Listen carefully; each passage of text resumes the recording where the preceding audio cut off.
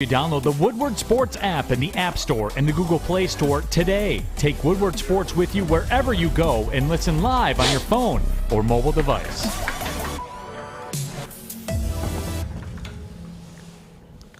And good morning.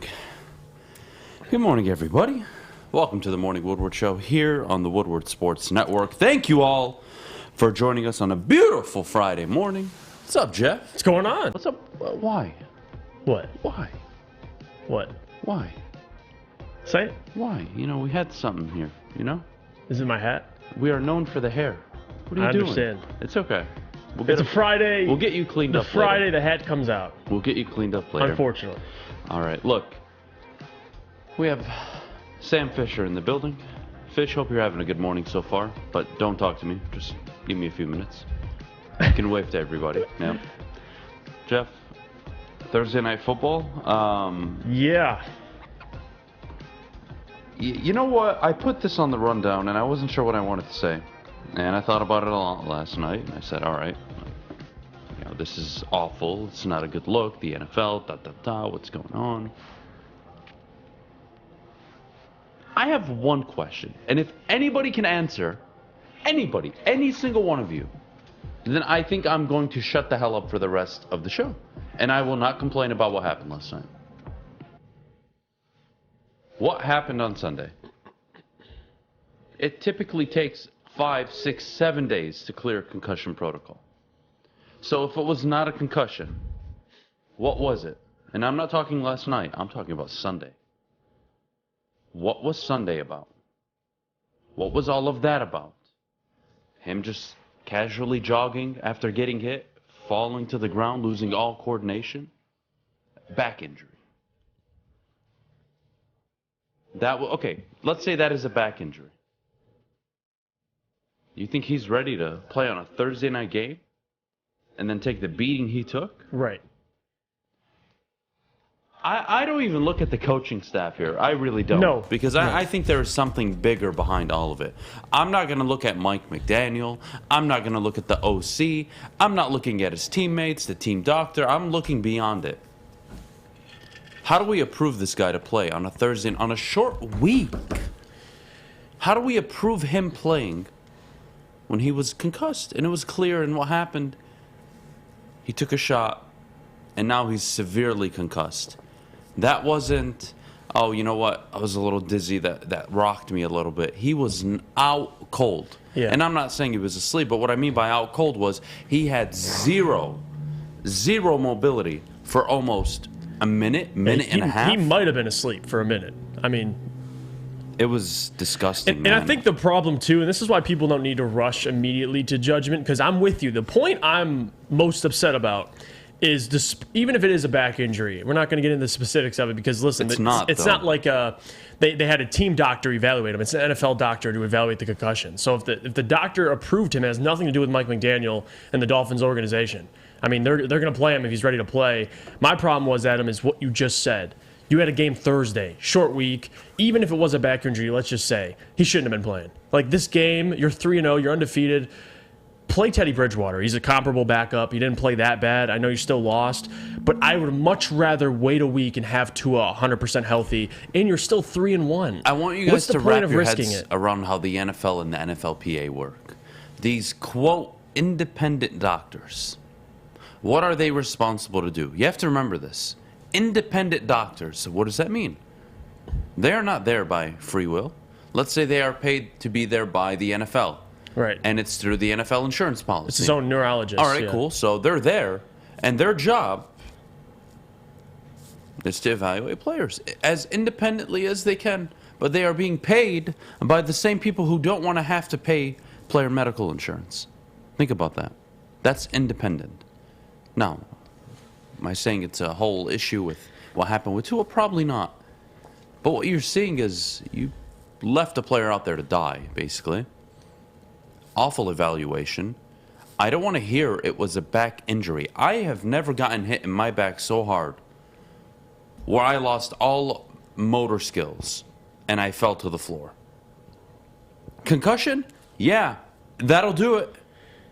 Getting knocked out? Getting the wind taken out of you? Yeah, that'll happen. Not like that. And then we get to Thursday. He should have avoided the hit, to be honest with you. Could have just threw it away, tried to make a play. The rest is history. I don't think Tua should play another game. I don't think Tua should play in the NFL again. I really don't. He had the severe rib injury, I believe.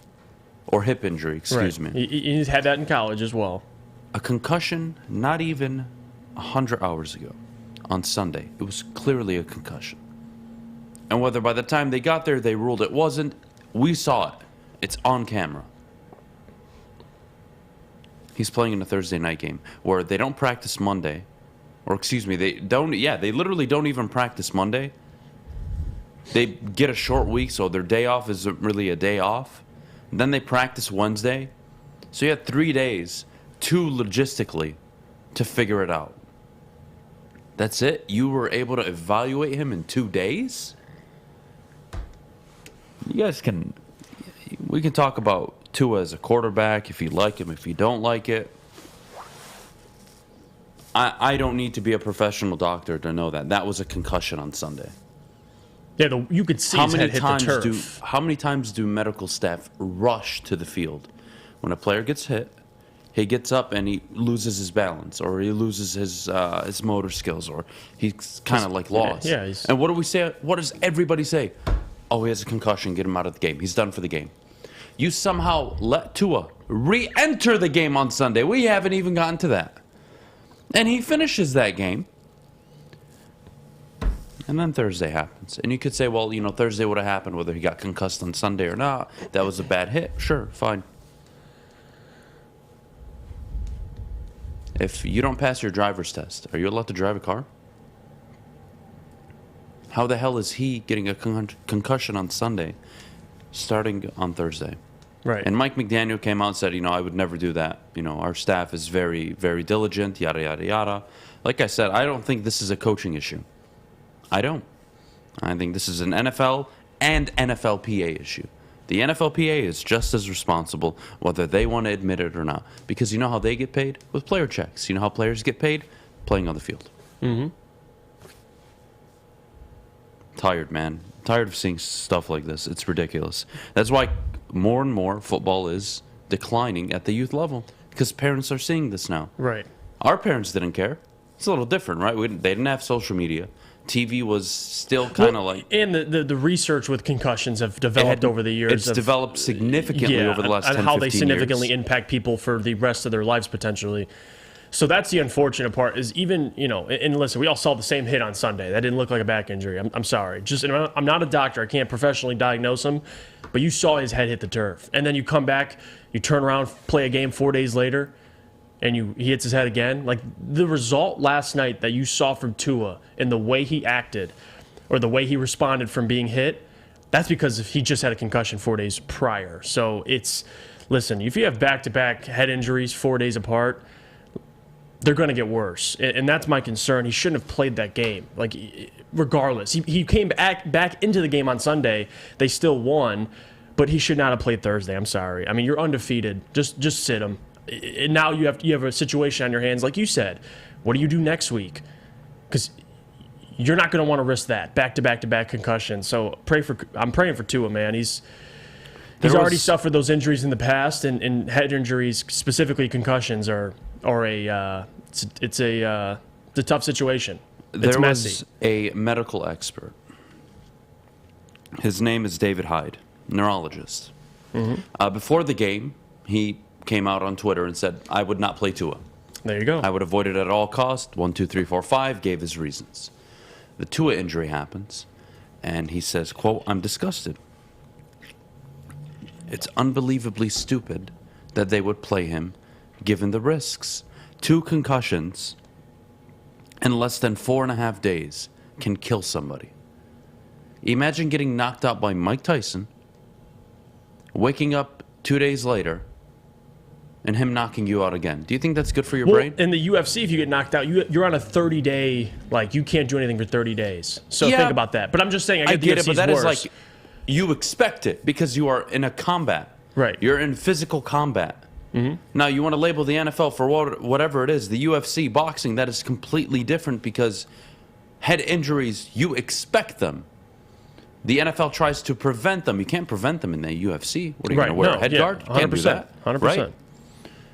So the idea that you get knocked out twice in 4 days, that's insane. to me is negligible. It's so irresponsible. And I can't believe I'm talking about player safety in 2022. 2004, 2005, 2010, I'll take it. Fine. All right.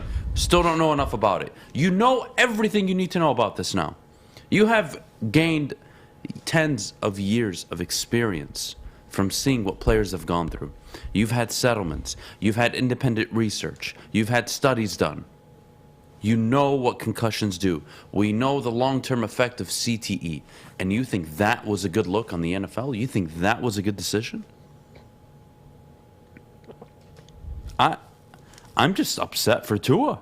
Yeah. I could care less about the Dolphins or anybody else. I could care less about the NFLPA or whoever the hell is going to get sued now. Well, the NFLPA is currently looking into it. And Tua, where's the player's choice in this? Well, players, was he misled to say, hey, you know what, I'm healthy? You can say that all you want. I'm sorry. As a doctor, your job is to tell the player, shut the hell up. Yeah, protect the players from themselves. That's your job. If you don't tough out a brain injury. Now, you broke your pinky. All right, fine. Tough it out. Figure it out. We'll wrap it up. We'll strap it. Yeah. We'll join it together. We'll figure out something. Even though they advise against it, they'll let you Your do butt it. hurts. Your back hurts. All right, fine. We'll put a brace. We'll give you a shot. Rib cartilage. Okay, we can deal with it. Fine. Play through it. Justin Herbert. A brain injury? We're not talking. I can live without a pinky. I can live if half of my leg is in a lot of pain. I can figure out my day. If I break a rib or two, I'll recover. You don't recover from brain injuries. It's permanent. Unbelievable. Potentially permanent. Unbelievable.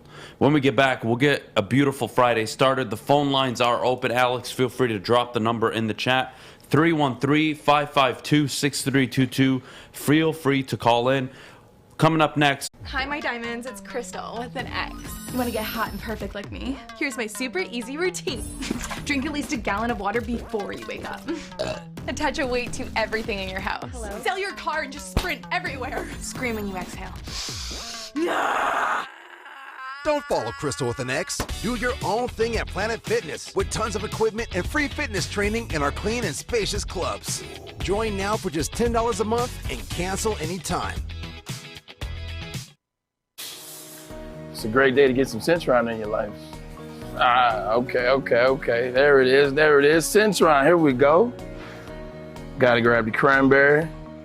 Oh wait, it's 2 for $4. Gotta double up with the classic as well. Centron World, baby. Centron, available at select Krogers, and if you wanna know how, go to @CentronWorld.com. You get dope like me. You know what? Why wait?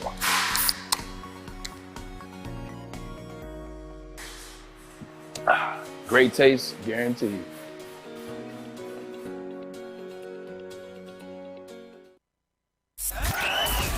We are the network for Detroit by Detroiters. Welcome to the Woodward Sports Network.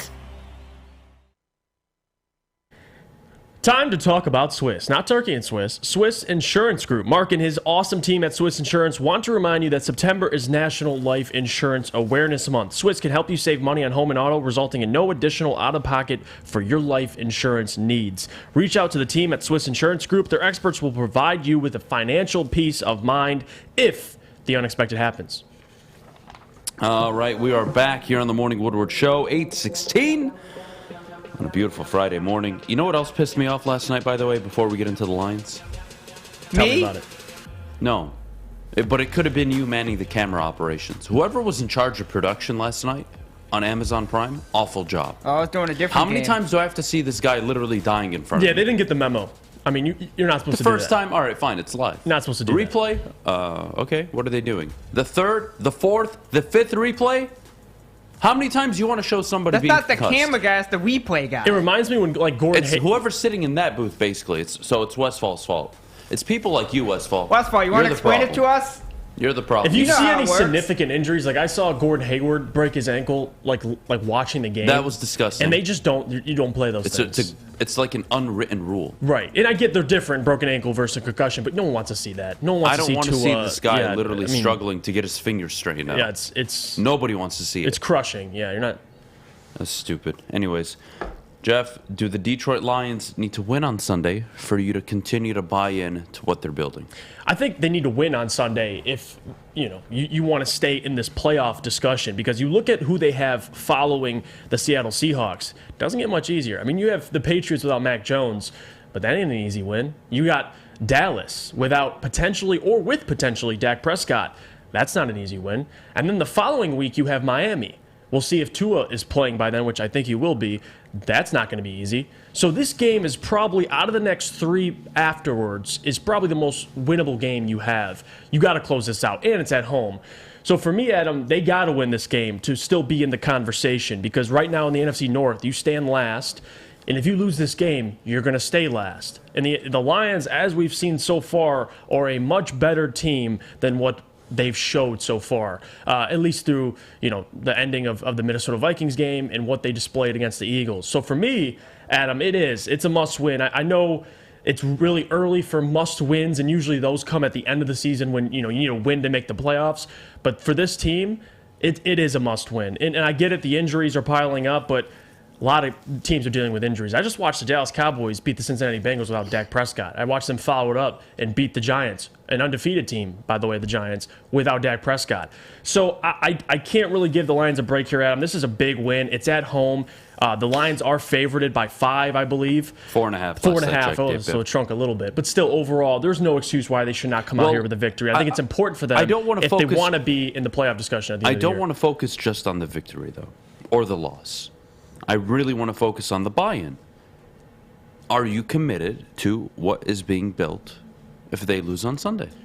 I'm different than most. Like, for me, I need a good 4 games. Like, 4 games allow me to be able to be like, you know what, this team, I can buy into them being a playoff team, or this is pretty much a similar team than we saw last year. So if fans are buying in through 2 or 3 games, I mean, I can't really help you at that point. It depends on what you see. So for that question, Adam, personally for me, yes, I do need a win, because if I'm buying in, I'm expecting this team to win the amount of games I projected them to win. If they don't win this game, I don't see how they can still get to 8 wins. They'd have to beat some good teams. Maybe they can do it, but this is one of their most winnable games, Adam. So I think this is a must if you want to be able to buy in my opinion. That is the key word.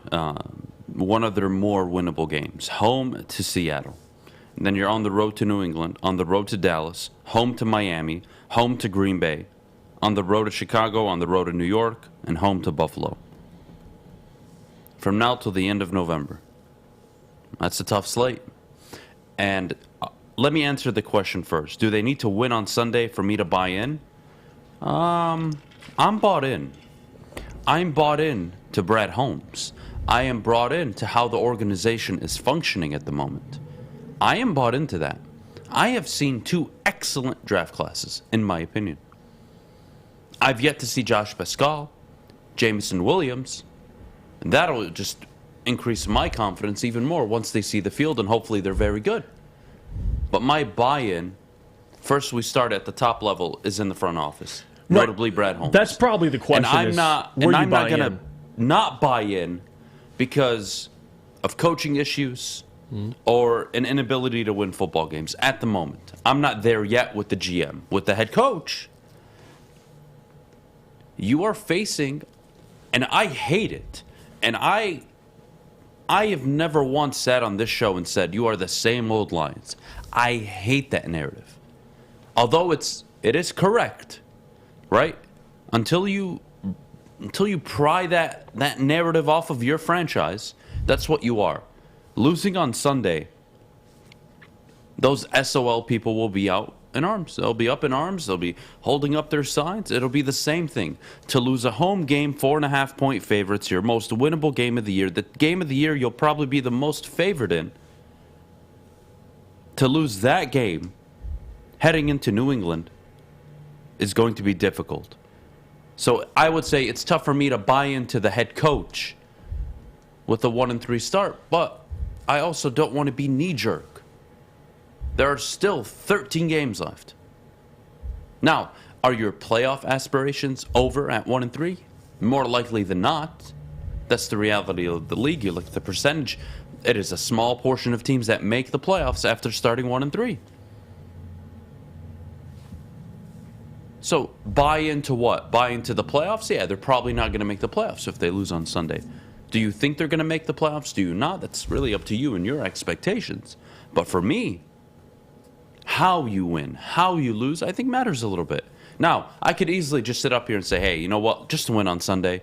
Get me to Monday just to win, just to win, just to win. And I think that's fair given the injuries that they have going in on offense. But this is a Seattle Seahawks team that's only scoring 15 points a game. 15 points a game. Defensively, you have no excuse not to come up with something to make it difficult for them. And if you lose to Seattle, and dare I say it's on a coaching decision,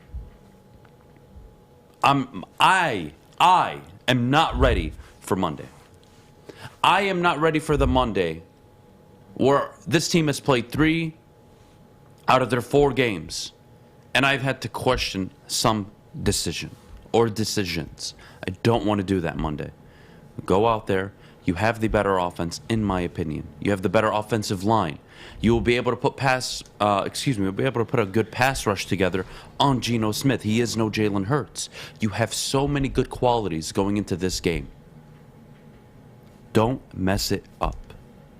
And if you do, no, the fire Dan Campbell signs are not coming out. No, your season is not technically over. It is not. But you put yourself in a position to go into the bye week 1-4 when many thought 3-2 is realistic. Not a good look. Not good optics. You can say what you want about Dallas, New England, Miami, the Packers, the Bears. You say about any of these teams. I could make the same case about your football team. Jeff, again, I'm not concerned or I'm not ready to completely sell out on what the Lions are doing. Like I said, I'm very confident in Brad Holmes. Right. But as a head coach, what is your job? Win. Zach Taylor started the season 0-2. A lot of pressure. What's he done the last 2 games? Win. Anybody talking about Cincinnati? Oh, Super Bowl hangover? I'm not hearing that this morning. Didn't they win last night? Convincingly? Granted, Tua got hurt. But that's why another thing, it's so important to wait. And people judge a team if they're 0-2. Now they're 2-2. Depends on the team, though. Fair? Can we at least agree there? Because when a team is 0-2, your chances of making the playoffs. My point would be like the Giants. They started off 2-0. Is that a playoff team? I don't think so. But they're 2-0. So like things. That's why I have to wait 4 games for a lot of teams. And for Cincinnati, they have the makeup. They just made the Super Bowl. Even though they were 0-2, I didn't doubt them. But with the Lions, they've lost every game I thought they've lost. So I'm not surprised. So the word bought in. I mean, yeah, we're all technically bought in. I'm bought into Brad Holmes. I'm bought into a lot of things that are part of this organization. But moving forward, context is the most important thing because we talked about, I knew they'd lose to Minnesota, but it's how they lost that we had an issue with, that you were in control of that game and you lost. So moving forward, if you beat Seattle, that tells me the Lions right now are on a different level. If you can go and take care of Seattle, I think a lot of fans will be more confident. But if you struggle and let's say you lose to Seattle, or dare I say, let's say you sneak out a win at home against Seattle. That's it. Win. Just win. I don't care how. Win. Don't lose on Sunday. No, please. Don't make me do a show where you're 1-3. I don't want to. 1-3. Losing the way you did to Minnesota. I don't get it. Can we all agree you like where the offense is? How many points did they average a game on offense? 31? Isn't that the highest in the league? Oh, DeAndre Swift may not be available. Probably not. Okay, Amon-Ra, how healthy is he? Is he 100%?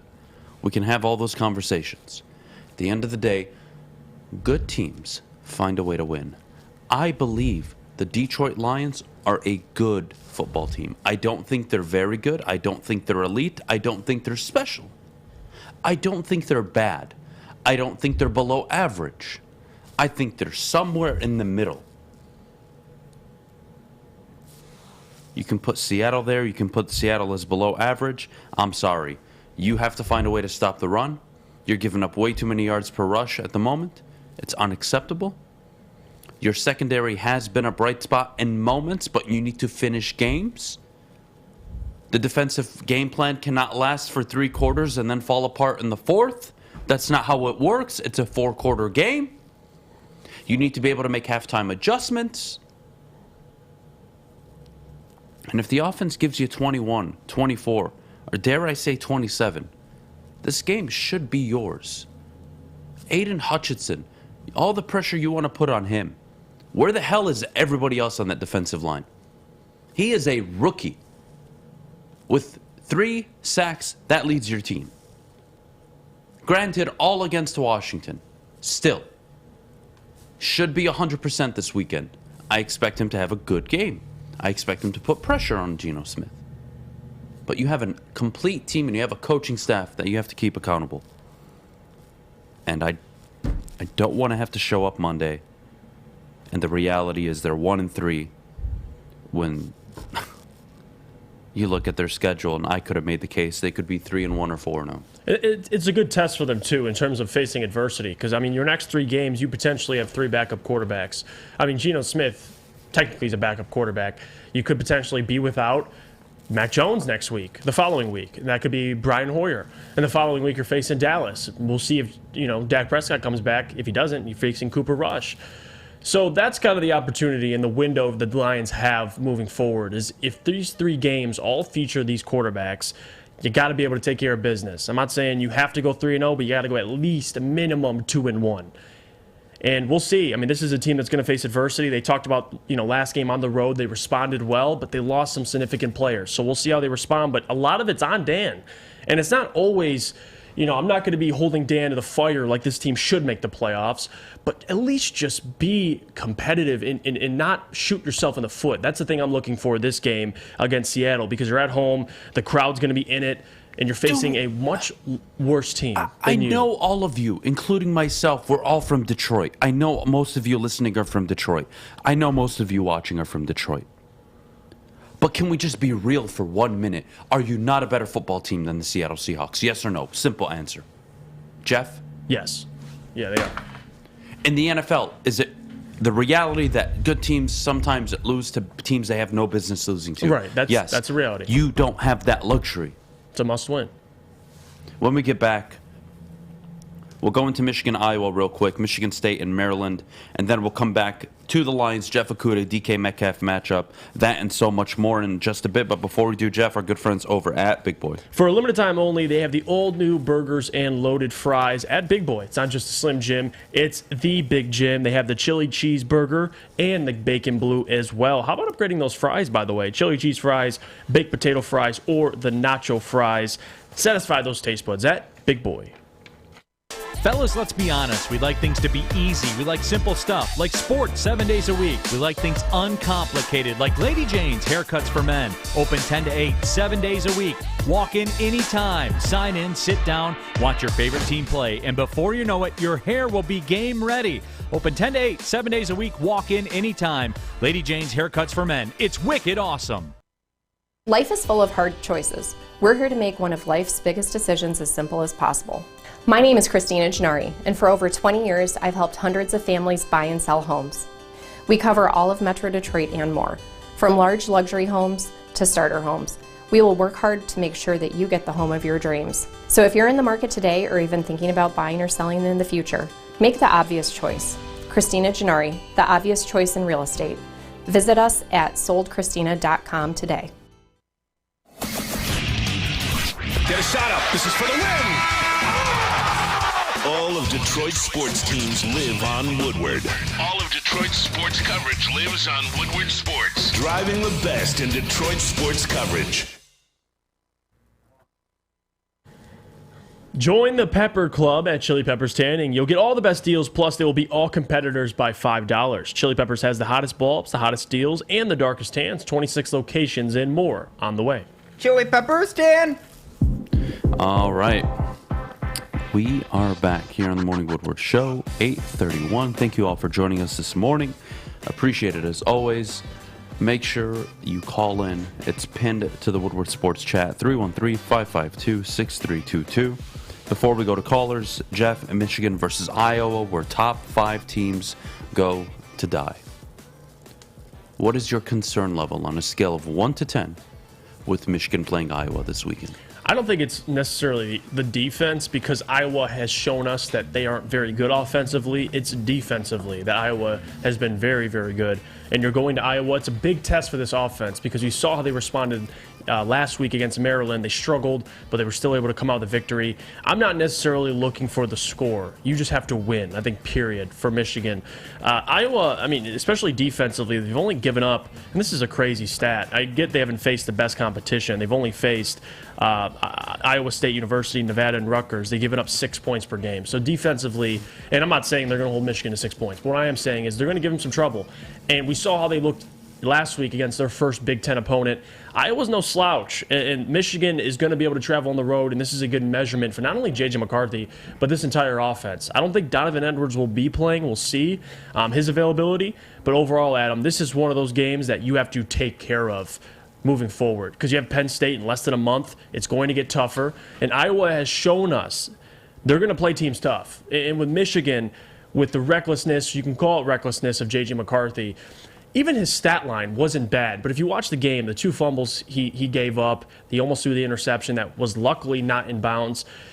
They're going to have to respond. They're going to have to play a much cleaner game, at least offensively. But defensively, you do have question marks about that pass rush, because the Iowa offensive line, they're not no slouches either. And with Michigan in that pass rush, you got to be able to get to the quarterback. They did it at a decent rate against Maryland, but this ain't the same team as last year if you're comparing pass rush. So they got to get better in that area. But overall, Adam, my main focus this week is I'm going to be watching that offense, because last week, although defensively they didn't look very good, Talia Tagovailoa, he threw 2 interceptions. One of those, not really an interception. They got to play well this week, Adam. Defensively, I expect them to show up, because Iowa's offense, I mean, they're averaging 16, 17 points per game, so it's nothing special. But defensively is where my concern is, Adam. And we'll see what J.J. McCarthy we get this week. I think he plays well, but it's his first game in a very hostile environment. This is a different place he's playing so far, and he's going to be the starter. So it's a big test for J.J., and that offense is what I'm going to be paying attention to. Like you said, they're 5-1 in their last 6 home games against top 5 rated opponents. A scale of 1 to 10, though. Give me a number. How, like my worry level? Yeah.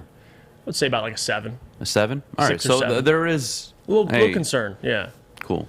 So I think they'll still win. I thought really hard about this, because J.J. McCarthy, I think, is the absolute X factor. You can't turn the ball over. You can't make the mistakes you almost made against Maryland, against Iowa. They will make you punish. Now, this is an offense I have 0 concerns about. 0. My concern level with Iowa's offense is -5. I'm not even worried one bit. Right. They're going to make you play their game. But if you're going to turn the ball over and give them a short field and they only have to get a first down or 2, they're capable of that. Mm-hmm. And they can win a 13-10, 10-7, 10-6 football game. And it's on J.J. McCarthy. But my concern level is a 5. And the only reason it is a 5 is because of their recent record against top 5 rated teams. That's it. 5-1, that's the number I'm looking at. Okay, something's happening here at the stadium. I'm not sure what the hell is going on. They play up to a different level. Not sure really how this is happening, but that is something I have to be very conscious of. Having said that, Michigan 34, Iowa 10. That's my score prediction. Wow. I think Michigan win easily. Like I said, I'm really not concerned. The only thing I look at is, man, historically they do give teams problems. They do give teams fits. I did watch the Big Ten championship game. They got killed in that one. They did. The defense is good, yes. I prefer Michigan's offensive line. I love the backfield. Lots of talent at the wide receiver position. J.J. McCarthy, you don't turn the ball over. This is a blowout win for Michigan. It's that simple. And you know what? I've been a big J.J. guy from the beginning. Beginning of last season. And I'll keep it real with all of you. Last week was his first career Big Ten start. I expected to see some of the mistakes, the erratic play that was expected from him. On the road at Iowa, he's a mature kid. He's going to have to mature up. Take what the defense gives you. Don't force anything. Don't try to be a hero against Iowa. Your football team is better. Mm-hmm. Having said that, though, that is the kid that I think is very special. But it's his first road game. I understand, but he needs to step up. I've given him a hug for a long time now. All right, son, you just had your first career start in the Big Ten. All right, son, here is your first road game as a Big Ten starting quarterback. Iowa, very difficult matchup, but he has to rise to the occasion too. I'm not going to sit up here and start making excuses for him as well. I won't do it. J.J. McCarthy needs to go into Iowa and step up and not make mistakes and play good football and sling the football the way we know he can. Make a few plays with his feet the way we know he can. And lead that team to victory. It's that simple. And he will be held accountable, just like any other quarterback would be. Right. He cannot be treated any different. For as much as I love his talent and what I believe he can be, here's your test, dude. You just had your first start against Maryland. You should have probably turned the ball over 2 or 3 times. Some of the mistakes and decisions you made, unacceptable. Here's Iowa for you. Show me you can mature. Show me in 1 week you can learn from your mistakes against Maryland. Go into Iowa and take care of business. That's what I want to see from J.J. McCarthy. And Maryland's a good team, too. I think that's the thing people don't talk about enough. So with Iowa, at least they're better offensively. But defensively, I mean, that's the real test. Iowa, this pass rush, the secondary. For JJ's sake, I agree with you. I think it's about playing with poise, something that he struggled to do last game, trying to play a little bit of hero ball. We're going to see how much JJ improves from a week-to-week basis. I think that's the biggest thing to look for is specifically this offense. Because even last week, there was times where you were nervous. I mean, they were outscored in the first quarter of that game, and I think that was the first time all season in a long time they've been outscored in the first quarter. You're traveling to Iowa, and for JJ, that's the X factor you're going to be watching. The guy that, has to play well. Because offensively, we know what they can do with the run game. Iowa, good against the run so far. They haven't faced an offensive line like Michigan. But you're right, Adam. I think everything does fall on JJ. And ultimately, this is a good test for him because moving forward, the end of the year, you go to Columbus. You go to Ohio State. So if you can go to Iowa and play well and beat Iowa, a really good defense, that's going to alleviate or at least gain more experience for JJ moving forward when he eventually travels to, Ohio State. And isn't Michigan State's at the Big House, correct, this year? Or are they at Michigan State visits Ann Arbor. Okay, yep. So it would really just be that Ohio State game at the end of the year. You're traveling to Columbus. So it's a good experience for him, Adam. I think if he comes out on the road and plays well, I think Michigan fans have He's gonna good have things to to be take smart. away. And I talked about indecision, right? He had a lot of indecision in his throws against Maryland. He held on to the ball too long. You can't do that against Iowa. They're going to drop back and tell you, all right, pick apart our zone coverage. Enjoy. Does he have the patience for it? Now, I think part of his maturation process for a quarterback that's only starting his second Big Ten game, this is huge. It's a tough matchup, and I expect him to have a good game. I don't expect him to go there and just kind of nonchalantly do nothing but walk away with the victory because his team was just better. I expect him to put in a good performance, take care of the football, move on to the next week. And it doesn't have to be this, performance. Like when you say performance, it doesn't have to be 300-something yards and 3 touchdowns. I mean, we're expecting. He won the game last week. Just don't turn the ball over. Exactly. How about we start there? Which is funny because he hasn't yet. He hasn't turned the ball over yet. But he's had some close calls. But he's had too many close calls, and you can't have those close calls go against you, against an Ohio State, against, let's say, an Iowa this weekend. You just can't do it. No, Penn State in less than a month, yeah. So when we get back, actually, you know what? We have a few minutes. I don't want to skip on Michigan State. Michigan State play Maryland. They're 2-2. Yeah. Hazleton sucks. Good. Just wanted to get that out of the way.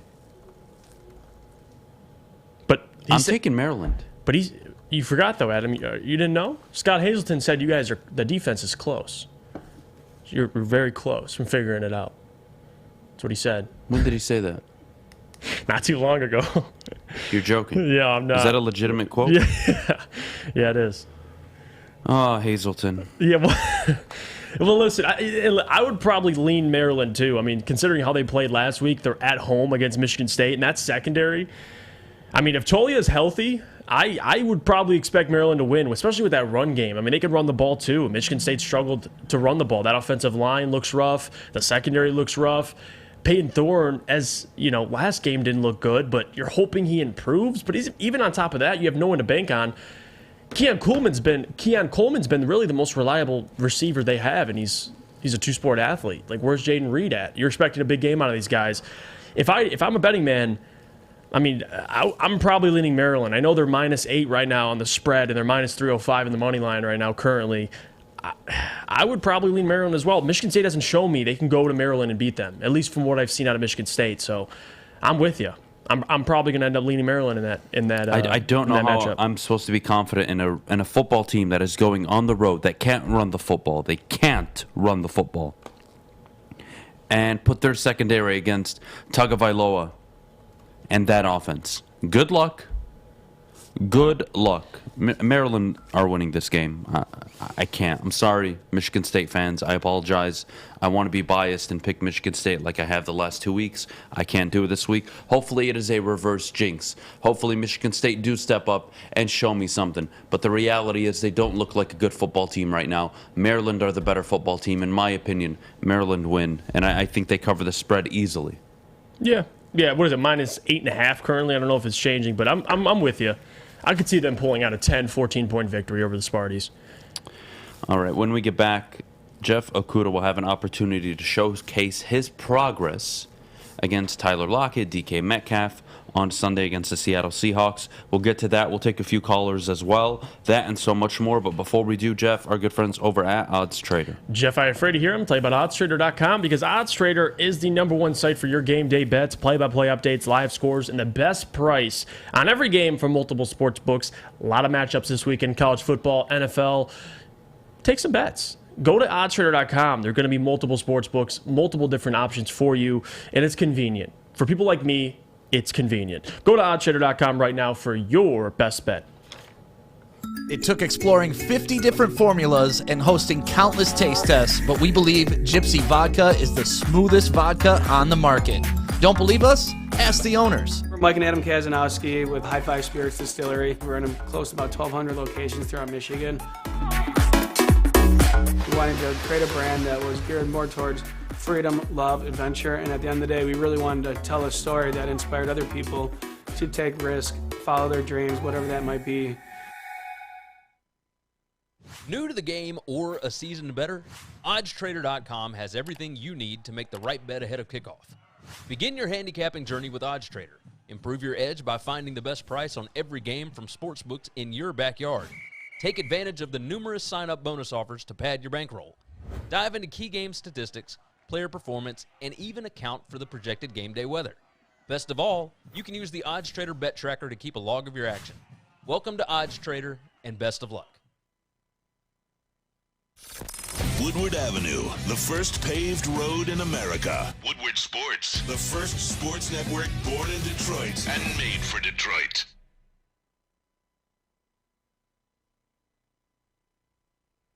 We are back here on the Morning Woodward Show, 8:45. Thank you for joining us this morning, and thank you to everybody in the Woodward Sports chat at the moment. Jeff Okudah on Sunday has an opportunity to showcase his progress yet again. Right. He's had what I would call a good first 3 games. I thought against Minnesota, his play at the line of scrimmage was pretty damn good. He got beat a few times, of course, but that's the reality of the NFL. It's very hard to play that position anyways, but for everything we've said positively and negatively about Jeff Okudah, you get an opportunity where eyes are going to be on you now, right? People are looking to you as the #1 corner. DK Metcalf is watching film on DK you. Metcalf is coming out now publicly talking about you. It's not you going under the radar. All right, I'm here guarding Devontae Smith, and then the next week I'm taking care of Terry McLaurin, and then the next week I'm taking care of Justin Jefferson. No one's really paying attention to me, and I'm getting I'm getting safety help, and I'm having good games. Seattle is going to look to single you out and get one-on-one matchups. That's what they're going to do. And if you are able to display the skill that you have shown so far in the first 3 weeks, and you have a good game against whether it's Metcalf, Lockett, or both combined,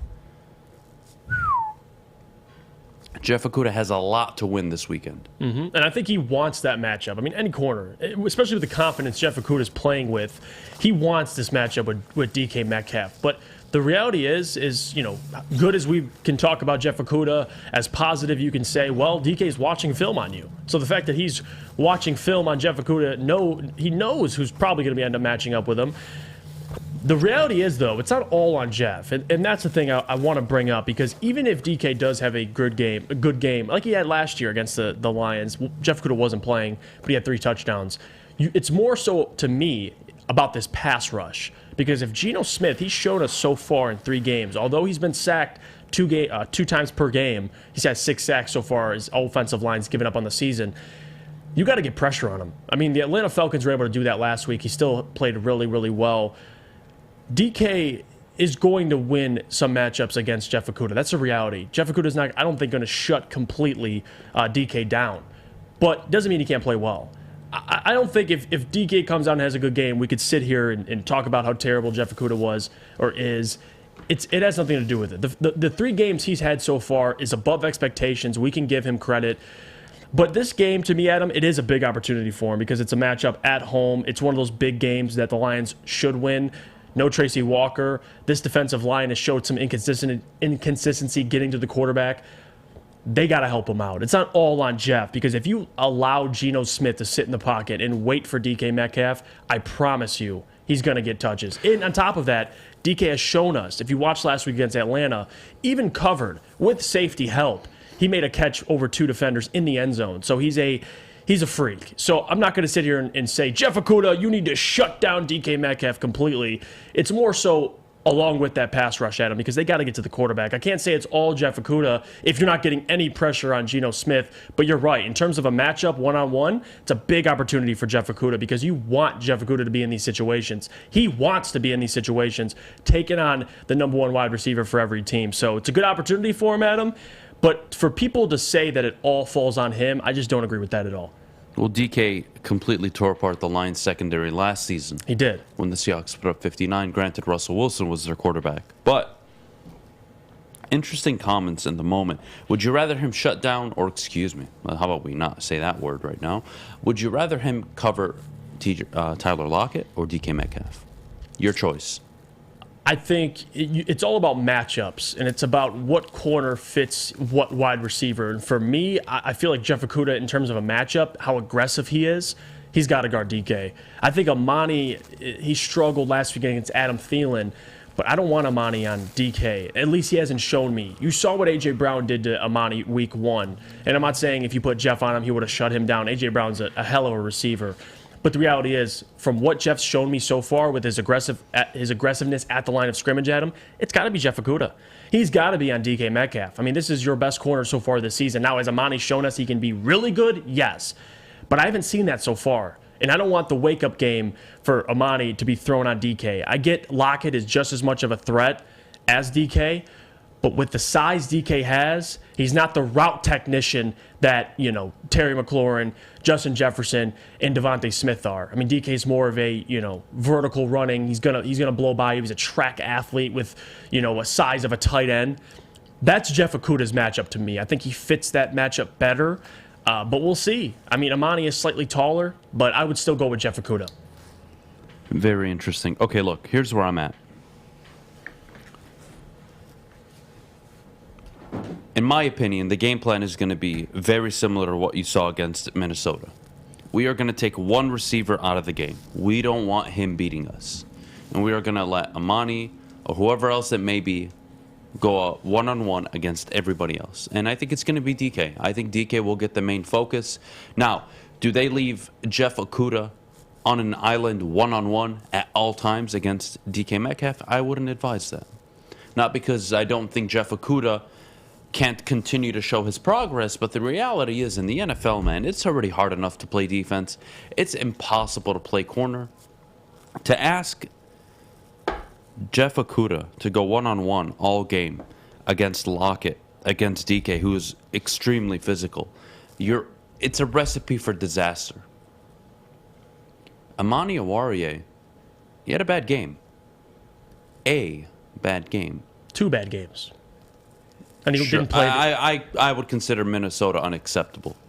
The amount of penalties is Right. ridiculous. Having said that, though, where I'm getting at, Jeff, is he did show you a lot of bright spots last year.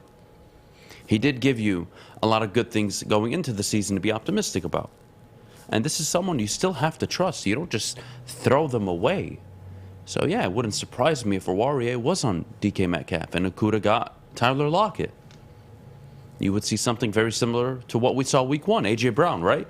He fits more of the DK Metcalf mold. Devontae Smith-Lockett, very similar. That I would look to the Eagles game and say that's what we probably see again. The problem is, are you not going to change like you did against Philly in week 1? Are you just going to let A.J. Brown tear you apart? In this case, DK Metcalf. That's the question here. Rashad Penny, he's going to have himself a game. This team has given up 5 yards on the ground per attempt. It's way too much. The defense needs to be better. They need to be able to show they can stop the run. And the pass rush is key. I don't care who Okudah guards. I don't care who Amani guards. At the end of the day, if they're having to cover these guys for 5, 6, 7, 8 seconds, and Charles Harris, Aleem McNeil, Aidan Hutchinson, nobody's getting a pass rush, you expect much. Pass rush needs to be better. I'm very intrigued to see who Okudah lines up with a majority of the time, who he's following a majority of the time. And we'll see how the Tracy Walker injury impacts the defense. It's already a defense you're not confident in. Now you don't have your leader. Oof. A lot to play for on Sunday, Jeff. I want to take a call. We'll go to Pete. Pete, how you doing, man? Pete's from Clinton Township. How's everything going, Pete? How's it going? You can call me pay-per-view. Those are my initials, PPV. So, yeah. Two things. One, I'm going to a Tiger game tonight. I'm looking forward to it, believe it or not. My in-laws are coming in from out of town, so we're going to watch the game. Awesome. Okay?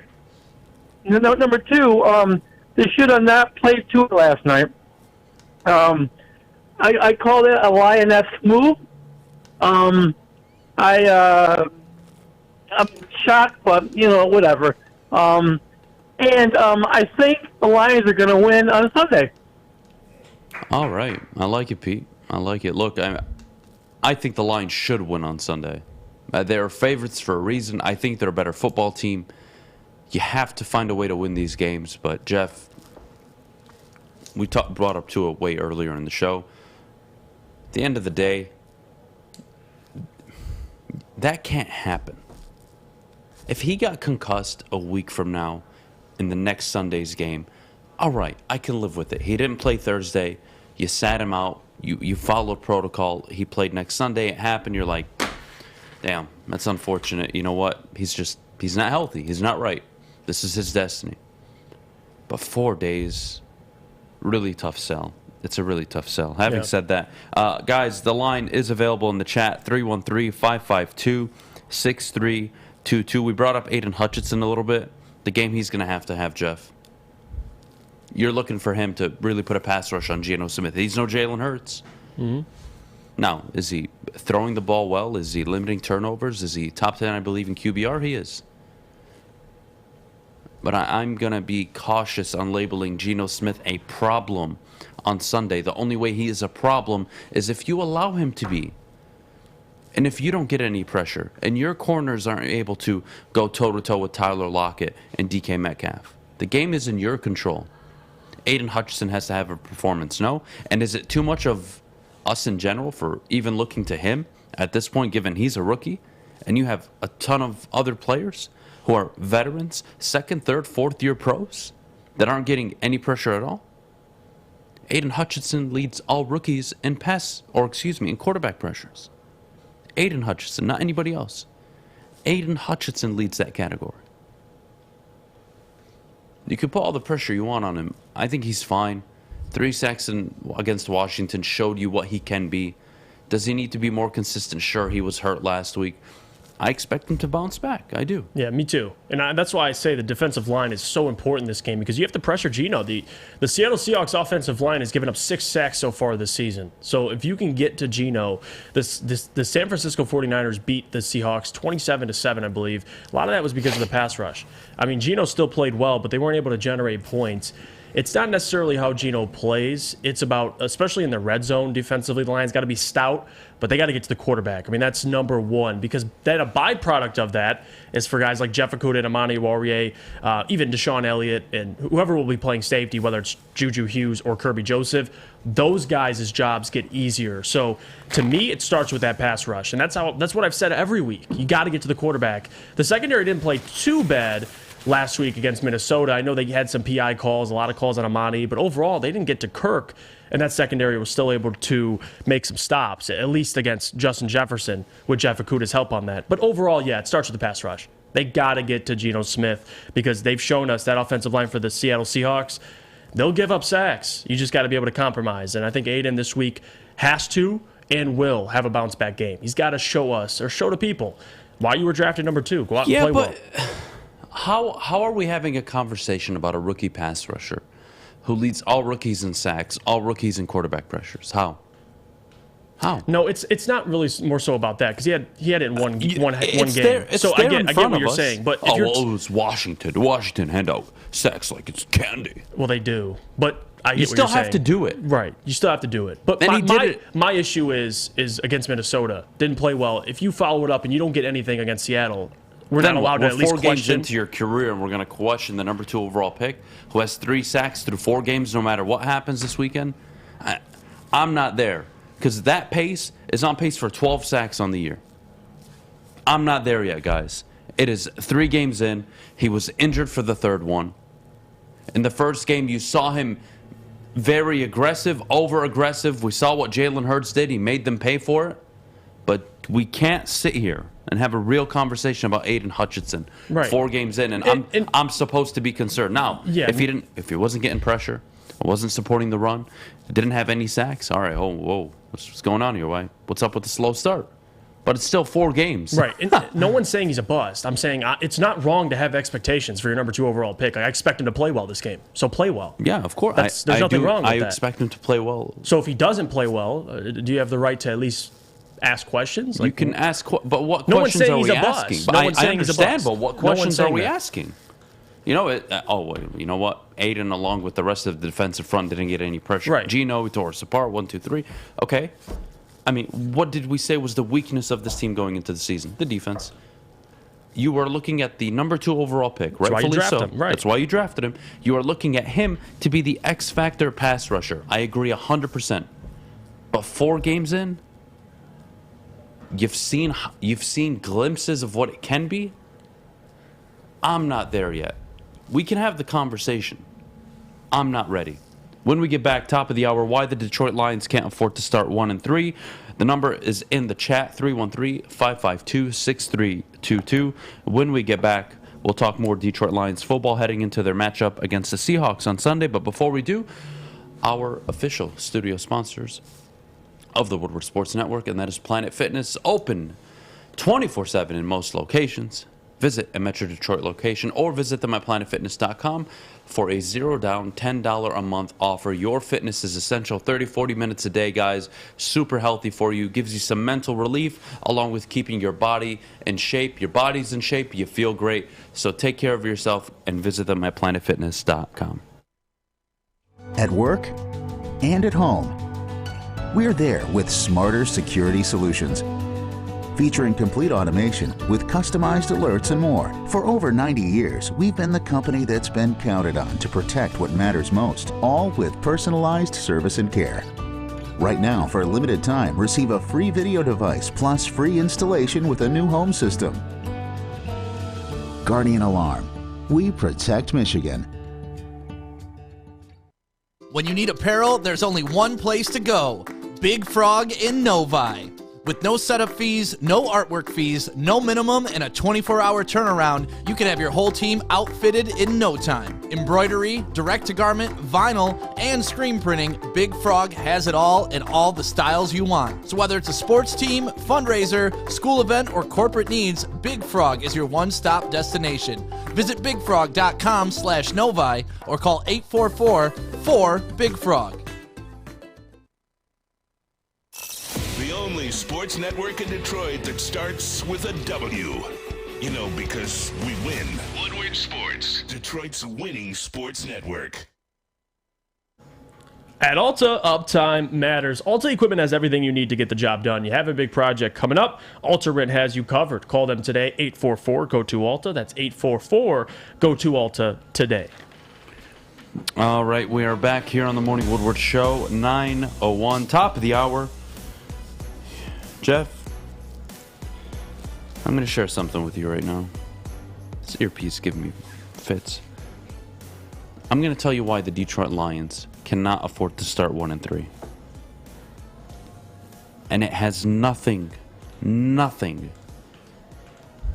do with what I think of this football team, the talent they have, the ability they have, the progress they are making. Has nothing to do with it. It has everything to do with you want to see this team be relevant in December, late November, and to start the season 1-3. That is so insurmountable. You look at the league, teams that start 1-3, you're looking at a less than 7% chance of making the playoffs. And that is not ideal. And look, you want to write narratives, you want to take off narratives, you have to win this game. You just have to. I don't want to have to come in on a Monday morning talking about a 1-3 football team that threw away multiple opportunities and are 1-2 at home. 3 of your first 4 games are at home. You should always strive for a winning record at home. To have a losing record going into the bye week, potentially now facing 1-4, is not a good look on this coaching staff and the direction they're going in. And that, you guys know who I'm talking about. Dan Campbell. You can't afford 1-3 with a matchup in New England. We can laugh at their offense all we want. We know Bill's going to bring the defense. How is Ben Johnson going to handle that? How is this coaching staff going to prepare their team? Do I think 1-3 is the reality on Monday? No, I don't. I believe the Lions will win on Sunday. But you cannot afford it given you are preaching culture, changing things. You did the whole dust off on the pants. You promoted, we will not feed into the same old Lions narrative. Well, my friends, here is your first glimpse of it. The same old Lions people will show up Monday with pitchforks if you don't win. Remember that electric stadium you had filled on on Sunday against Philly to start the year? That will be wiped clean by the time you return to home, I believe, against Miami on October 3rd. And then you have the Packers next week at home. It'll all be gone because by then you're either a 1-5, 2-5. I don't know what kind of football team you're going to be. Do not lose this game. You have no reason to lose this game other than yourselves. And again, you want to play into narratives, that is what they are. I think they win this Sunday. I don't believe they can afford to lose. And when you're a head coach sitting up there looking all these men in the face and saying, I believe in you guys. I have a plan. You have to trust me. We're going to do this. We're going to do that. And then the opposite happens on the field. And then you are now what? After a 1-3 start, you would fall to 4-16-1 as a head coach in the NFL. You would have fewer wins through your first 21 games than Matt Patricia did. And I like Dan more than Matt Patricia, clearly. But you got to win these games, man. And I'm not talking about must win because they need to go to the playoffs. I don't have them in the playoffs this year. But when we talk about games, you look back at the calendar and say, they did good here.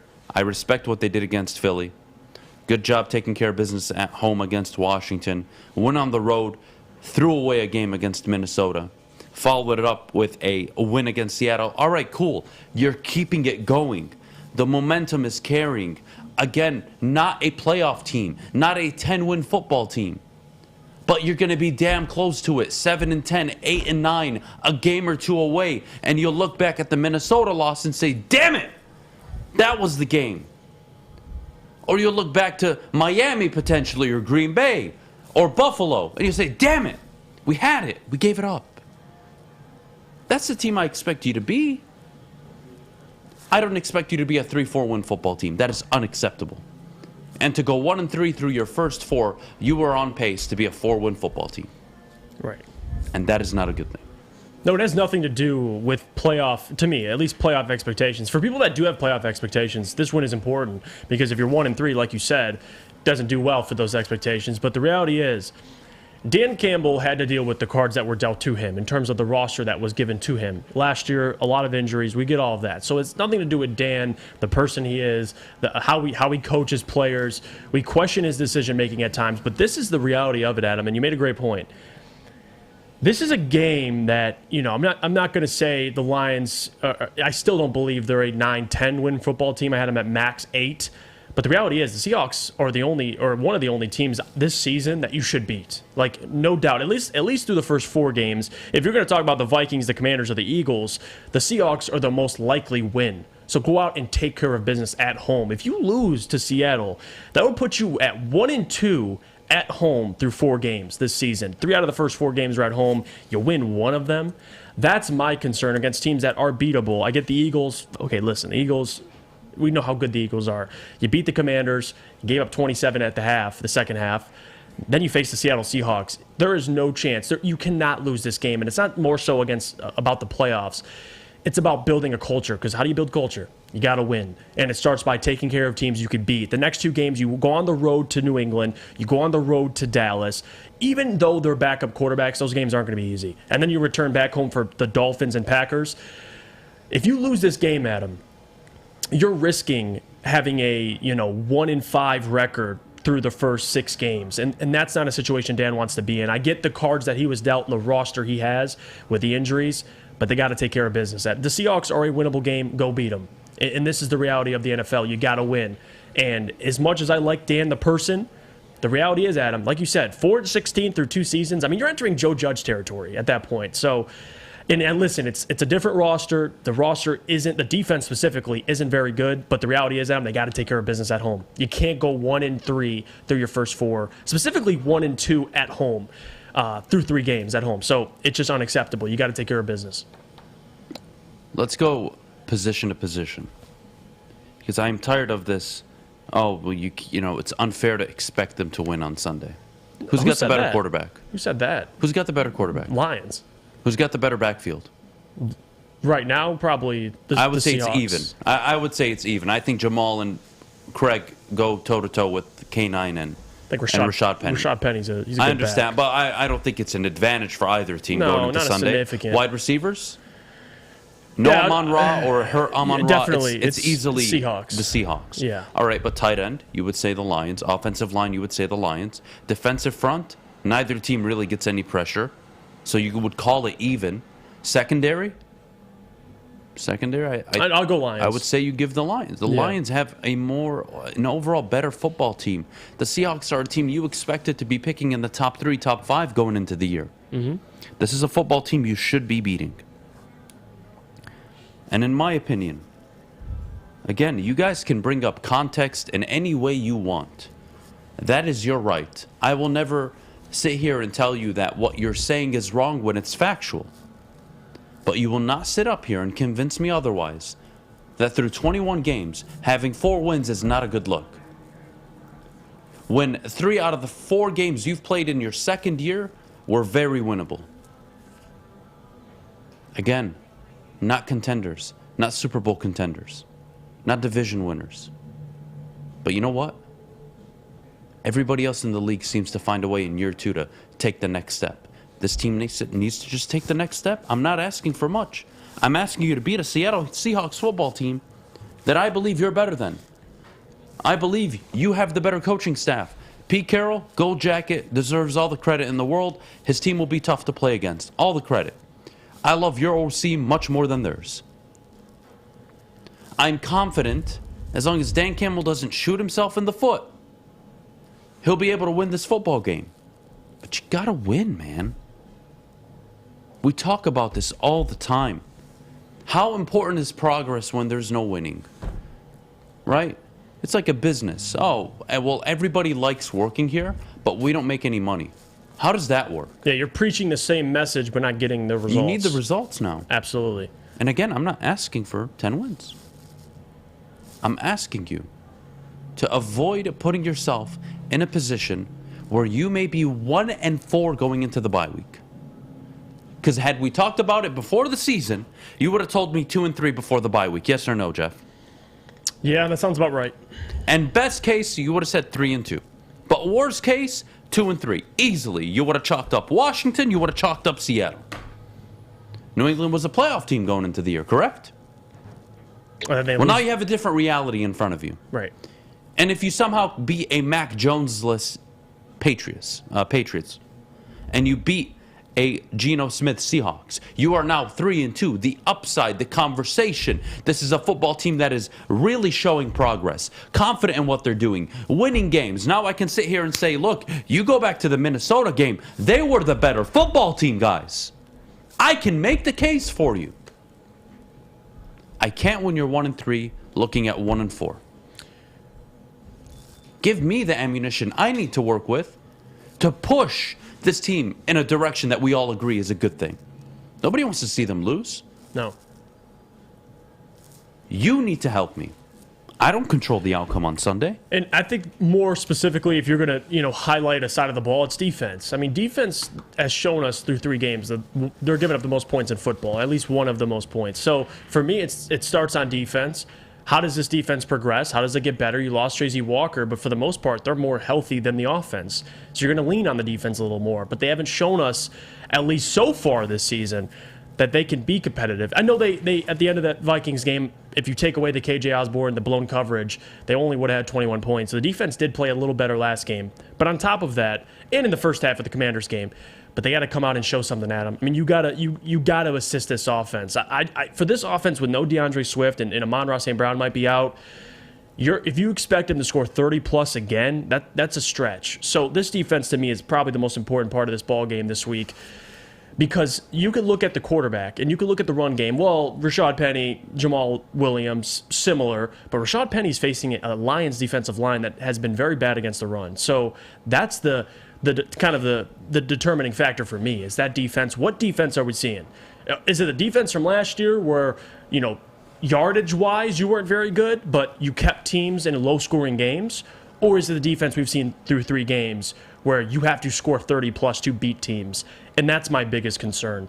Because with no DeAndre and no Amon-Ra, it should give Lions fans concern about this game moving forward. I mean, they should win at home, but the defense has to step up. You got to be able to get to the quarterback and at least force a turnover.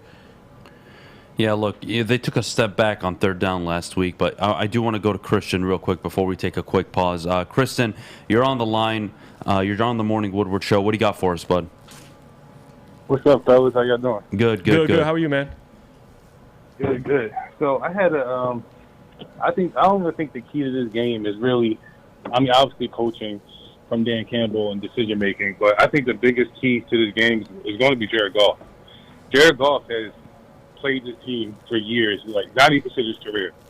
So he knows the Seahawks pretty much in and out. So, and their defense is not as good as it was when he was playing them twice a year. So I think Jared Goff is going to be the biggest X factor to this game, with his knowledge of his team, the knowledge of Pete Carroll, how he calls his defense, things like that. So I think the X factor will be Jared Goff. I expect, even though he might not have Amon-Ra and DeAndre Swift, I think he should have he should have the details on how to beat this team. Obviously, being the better, even when they have Russell Wilson, he was beating that team. You know what I mean? I know the Rams are talented, but I think Jared Goff has the, obviously we don't think the world of Jared Goff, but I think he's good enough to beat this team. And obviously with his knowledge of the team over the years he played in L.A., I think he would be the biggest key to this game. You are 100% correct. And you know what? Yes, Jared Goff is the better quarterback in this matchup. Jared Goff does have a history against Seattle. And you know what? Jared Goff, to start the year, he's played damn good. So there is no excuse again on Sunday. Such an important game. Appreciate the call. Well done, Christian. Always good hearing from you. When we get back, we talked about Goff, and I want to dive into him a little bit more in the next segment, but along with TJ Hockenson, I think their play together will be a very, very important aspect of this football game, especially if St. Brown is not 100%. We all expect Swift to be out completely, so that's a non-negotiable thing. When we get back, that and so much more. But before we do, I got to tell you about our good friends over at Gypsy Vodka. The Mulligan is my go-to drink of NFL Sundays. 8% alcohol, iced tea, lemonade, and Gypsy Vodka mix. Make sure you're always supporting local and drink responsibly. For a limited time only, all new burgers and loaded fries at Big Boy. It's not a Slim Jim, it's the Big Jim. The chili cheese is such a tease. Guess what else is new? The bacon blue. How about upgrading those fries? Chili cheese fries, baked potato fries, nacho fries, what will it be? Satisfy those taste buds at Big Boy. 3 NBA championships. Detroit fans were there. 11 Stanley Cups. Detroit fans were there. 4 World Series wins. Detroit fans were there. And that one Lions playoff win in 1991, yeah, Detroit fans were there. Woodward Sports, where the fans are. Big Frog is here, and you can get a free Woodward Sports t-shirt, and that's right, a free Woodward Sports t-shirt all month long at Big Frog and Novi. You stop in, tell them your friends at Woodward Sports sent you, and they will print one out for you on the spot. So go to Big Frog and Novi today, get your free t-shirt, or visit them online at bigfrog.com/Novi for more information. All right, 9:18. We are back here on the Morning Woodward Show. Jeff, TJ Hockenson, Jared Goff, notable players that must be an X factor on Sunday for Detroit to win this football game. I want to start with TJ Hockenson. We brought him up yesterday. I want to move away from the pick, away from the contract, away from the stats overall for his career that are very similar to Eric Ebron. If not now, when? That is my question this morning. If not now with TJ Hockenson, with DeAndre Swift out of the lineup, hell, with Swift ever in the lineup, if not now, when does he take the step and say, hey, feed me the ball? Why is a 4th-round rookie coming in my 3rd year and becoming the number 1? Why are we drafting a wide receiver now, 12th overall, trading up? I'm here. Give me my targets. I'm the man here. I am an unguardable tight end. When do I see that? I don't, and I haven't. When? If not this Sunday, how many more games do I give him this year? How many more? You want to blame Jared Goff? He's not throwing him the ball enough. He's one of the most targeted receivers on the team. Yeah, it's 7 in each of the first 2 games. Last week, they took a step back. Right. It's not the targets. There's the drops. There's the catch rate. There's his average yards downfield when he catches the ball is 4 yards. Where is this vertical tight end that was compared to George Kittle, Mark Andrews, and Travis Kelce? If not Sunday, when? I don't have the answer. I ask the questions. When is TJ Hockenson going to deliver? Because the last time I remember, outside of last year, I believe on the road early on against Green Bay, I haven't seen the guy that you drafted who in his first career game against Arizona looked like the next coming of Tony Gonzalez, damn it. And since that game, all I've gotten is a version of Eric Ebron, but a prettier version with nice hair and speaks kindly of the city. That's it. That's all I've gotten. What am I supposed to do with it? Oh, he's got to step up. He's the best weapon available coming into Seattle's game. And another thing with TJ is this is a situation that TJ should thrive in. No Amon-Ra, no DeAndre Swift. It's going to take away targets in the passing game. You even have Chark and Reynolds banged up. I know TJ was dealing with a small injury earlier this week, but this is the time for TJ. You have 3, I guess you could say, you had 3 bad games. You had a touchdown catch last game, but it still wasn't a great performance. This is the time to go out and show it. This is the time to look back and see. Lions took James Mitchell in the draft. Brock Wright was making some plays last year while he was absent and this year at times. This is TJ's time to step up, and he's going to be utilized more. Ben Johnson hinted at it. He's gotten opportunities, But it's more so, when I've talked about this, it's that rapport with Jared and him. And this is the week to get it right. At home, there is no excuse I can give TJ this week. He has to go and perform. The targets are going to be there. He's going to have opportunities. The defense is going to key in on him, but defense is key on all the best tight ends. They still make plays. All right, let's go to Phil from Kalamazoo, Michigan. Phil, you're on the Morning Woodward Show. What do you got for us, bud? Hey, guys. First thing, just wanted to give a shout-out to you guys. Awesome show. I just started listening, but I only listened to you guys and Pat McAfee, so you guys are doing a great job. Awesome. We appreciate it. I just want to follow up and say that Seattle's definitely a must-win game. I'm a lifelong Lions fan, and obviously I think to argue that we're the same old Lions is pretty ridiculous. I think we can all feel it. But Seattle's definitely a must-win, and I got to agree, TJ Hockenson has got to get involved here. I don't know where he's been, just like Adam was saying. He's MIA. Now, if there's anybody that I think can get him involved, though, let's talk about Ben Johnson, right? So the last 6 games of the season last year, I think any real Lions fan knew, going into this season, we were going to see a pretty legitimate offensive coordinator. And if anybody's going to be able to get TJ involved, I think it's him. But like you said, that still kind of falls back on TJ too, though. Like, why is he performing the way that he's performing? I don't think he's really meeting his expectations as far as when we drafted him. I think that's obvious. But I also want to bring up, and this will be basically the last point I make here, being the youngest roster in the NFL, we knew there was going to be some bumps, right? There's a lot of chemistry we got to build here. But the other thing I want to think about here is our coaching staff. Now, I don't know the ages of these guys, but, it's a little uncommon, our coaching staff, all these ex-players, and they're still getting their chemistry built too, right? So you want to talk about the coaching decisions from last week. If we had a kicker, first of all, that decision would have been completely different, right? We would have felt good about that kick, right? And, in the fourth quarter, 100%.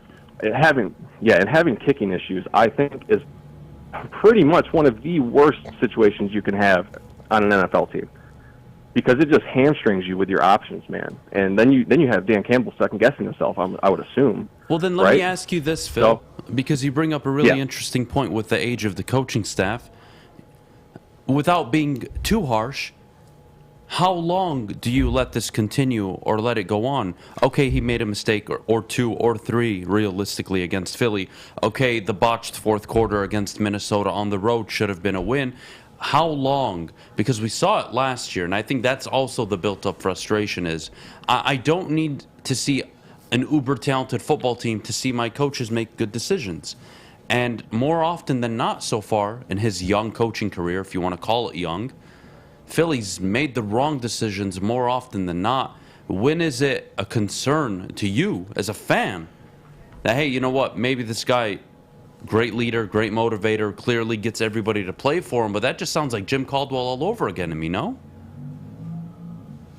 Yeah, I would agree. I would say the coaching approach is a little bit different than Caldwell. Campbell's a little more, wears his heart on his sleeve type of guy, where I think Caldwell was more of a reserved motivator. But I think that kind of motivation, the kind that Campbell brings, is important. And I think that's the type of intangible that you need to build an organization, the way that we want to build it. And the game time decisions, those are things that can be corrected. Obviously, we're in year 2, and last week, we don't want to see that. Like, we were expecting a legitimate decision there to ice the game. I mean, just put it away. And I think we all kind of agreed that going for it was probably the best option, or punting, not kicking the ball. Anyways, I think that those things are going to obviously be fixed over time. I think the timeline, I have no problem giving him a full 3 years, right? So early on in the second season, I'm not shocked that a decision like that lost us the game. Right, and I'm not an overreactor anymore. Being a lifelong Lions fan, you gotta take these things, and you kind of just go into defensive mode and wait till next week, right? But anyways, I think through 3 years, I think that'll be enough time. If he doesn't show that he can make those in-game decisions by the end of next year, and we have a similar discussion through next season, we have a problem. But I think personally, with the age of the team and the chemistry that we're building, and not to mention the injuries, right? I think if our health rebounds a bit, we're looking at, I would assume that around week 11 or week 12, we're going to be peaking as a team, right? I think that's where we're going to be at. Now, we might not see what we want to see right now, in the next few weeks, and I have no idea what we're going to go into the bye with record-wise.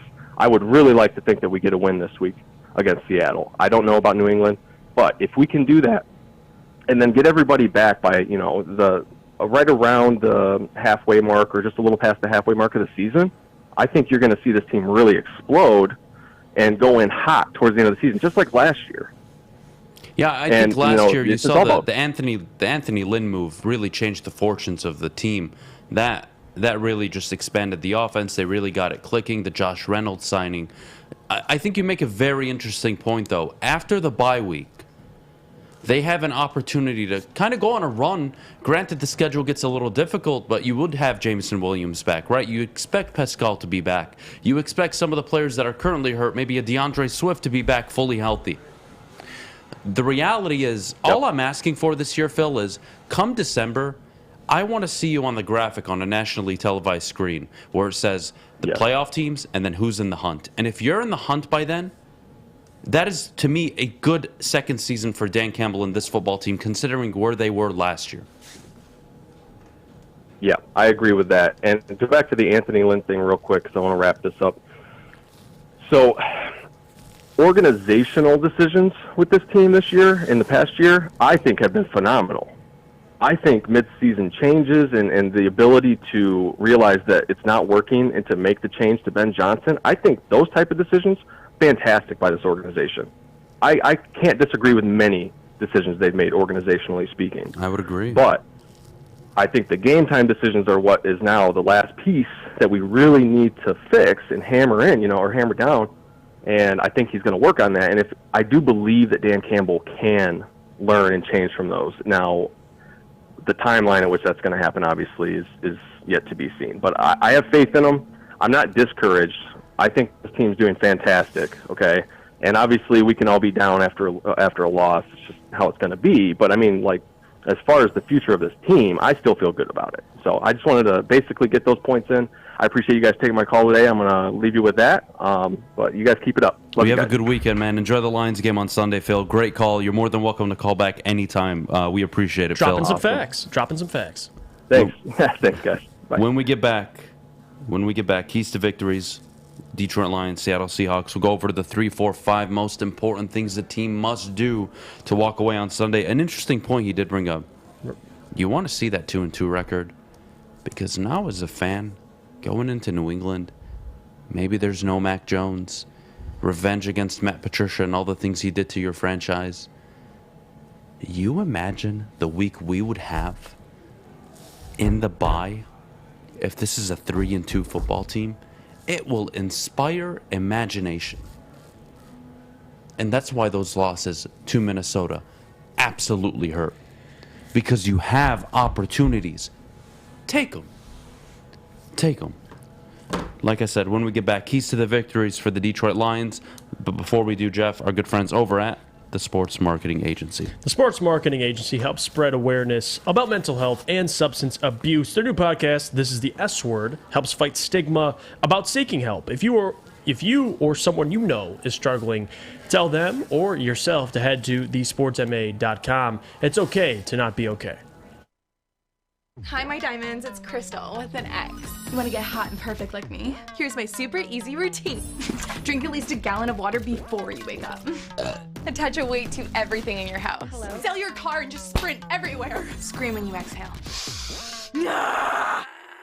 Don't follow Crystal with an X. Do your own thing at Planet Fitness with tons of equipment and free fitness training in our clean and spacious clubs. Join now for just $10 a month and cancel anytime. We don't like to brag that we are the toughest sports network in Detroit, but we do have a guy named Darren McCarty on our side. Lemieux and McCarty, who've had a good knockdown drag up. There they go, right on the whistle, baby, talking to one another. Woodward Sports. Fowling Warehouse in Hamtramck is the home of the original football bowling game. 2 to play for $12, unlimited open play, or they have the $120 lane reservation for up to 10 people. $2 Mr. Beer Machine, full bar. Check it all out at fowlingwarehouse.com. All right, we are back here on the Morning Woodward Show, 9:31. Jeff, I got to ask you your keys to the game. between the Seattle Seahawks and the Detroit Lions on Sunday. I'm going to give one, and then I'll let you give one, okay? Cool. My first one, the most important one to me is, and I guess you could say the defense, but it's that pass rush. It's got to be. If you can get to the quarterback, because you saw last week, secondary didn't play terrible besides all the penalty calls by Amani and Mike Hughes in the red zone specifically. That pass rush wasn't getting to Kirk. They blitzed on, I believe, 40% of their plays. They couldn't get pressure on Kirk. And I think that's the biggest thing to look forward to this game is that pass rush. You got to be able to get to Geno Smith. Like I said, and I'll keep saying it, the Seattle Seahawks, that offensive line has given up 6 sacks so far this season, 2 sacks per game. Aidan Hutchinson is going to be key, but it's not just him, it's the entire defensive line. You got to get to Geno Smith. And the byproduct of that is going to be that secondary benefiting from it. So, especially without a Tracy Walker. So, first one for me, Adam, is going to be that pass rush. You got to get to the quarterback. I agree 100%. What I would say, though, the key to victory is stopping the run. If they can stop Rashad Penny and really make... We have to remember, Geno Smith threw for 300-plus yards last week. They lost. Now, he is not a quarterback that is going to beat you with his arm, lead a team on a comeback drive, win. That is not who Geno Smith is. Take away Rashad Penny, Kenneth Walker, mainly Rashad Penny. Don't give up 5 yards a carry. You are going to put Seattle in positions they don't want to be in. That'll unlock your pass rush. It'll help your secondary players. Stop the run first. You can do that. I like your chances of winning this football game. Yeah, I agree. Defensive line entirely. If you could stop the run, make Geno Smith step back in that pocket, and he's shown through 3 games, I think his minimum pass attempts is around the 30s. Like 30 is the average for pass attempts. So he's throwing the ball a lot. It's going to be key. But I'm with you. I think it starts on that defensive line. We mutually agree there. The second for me is Jared Goff. I mean, the caller made a great point, but on top of that, I had it written down as well. Like Jared Goff, we could talk about Ben Johnson. We could talk about the weapons that have been added to help Jared. Now you don't have some of those weapons. You're not going to have DeAndre Swift. You're not going to have Amon-Ra St. Brown, most likely. He's got to find a way to win. He's very familiar with Seattle, dating back to his days in L.A. He's familiar with Pete Carroll. But on top of that, you're the quarterback. Go out and show that you don't need everything to win. You might miss Amon-Ra, you might miss DeAndre, but if Jared is the quarterback that we've seen so far, and he's played well, go out and beat Seattle and play a good game. And that's one of the things that's most important to me, and the X factor in this game. It's going to fall, and that's the obvious one, obviously, is the quarterback, but I'm going to go with Jared Goff at home. All right, I like where this is going. I really wanted to circle the secondary and say, all right, this is a key. But more than anything, the offensive line, you punished Minnesota. 34 minutes, you controlled that football game. Your time of possession was 34 minutes. The offensive line, that run game, I need it again this week, exactly how it was against Minnesota. Jamal Williams, Craig Reynolds, by committee. Jared Goff needs to be more effective on third down. Control the time of possession. You do it against Seattle. You win the time of possession 34-26. Jeff, I'm uber confident that the Lions win this game. I like it. I have the offensive line on here, but before the offensive line, it's got to be TJ Hockenson. This is your time. You are, if you want to call him a top 8 whatever tight end, the potential to be a top 6, top 7, he's got to show it. He has not played well so far this season. He has 1 touchdown catch, but in a game where he had 3 catches for, I believe, 18 yards. So TJ's got to show up. He's got to play better. And without Amon-Ra and DeAndre, it's going to open up targets. And those targets are going to be pushed to TJ Hockenson. I get Reynolds and Chark are going to be able to step up, but Hockenson is an X factor on this offense. And for me, this game, he's one of the most important elements for them to be able to come out with a win, especially on offensively, to score points. Got to be TJ up there for me. He's the third X factor if the Lions are going to want to win this game. Very interesting. All right, cool. My last X factor, or excuse me, key to victory that I see here is coaching. I don't mean to be generic with all of you, but coaching. Or as what my former high school coach would say, don't F it up. You will have an opportunity to win on Sunday. I believe you will be able to control the football game on Sunday. Do me a favor, Dan. Don't F it up. It's that simple. Make the right decisions. You were uberly aggressive on the road against Minnesota.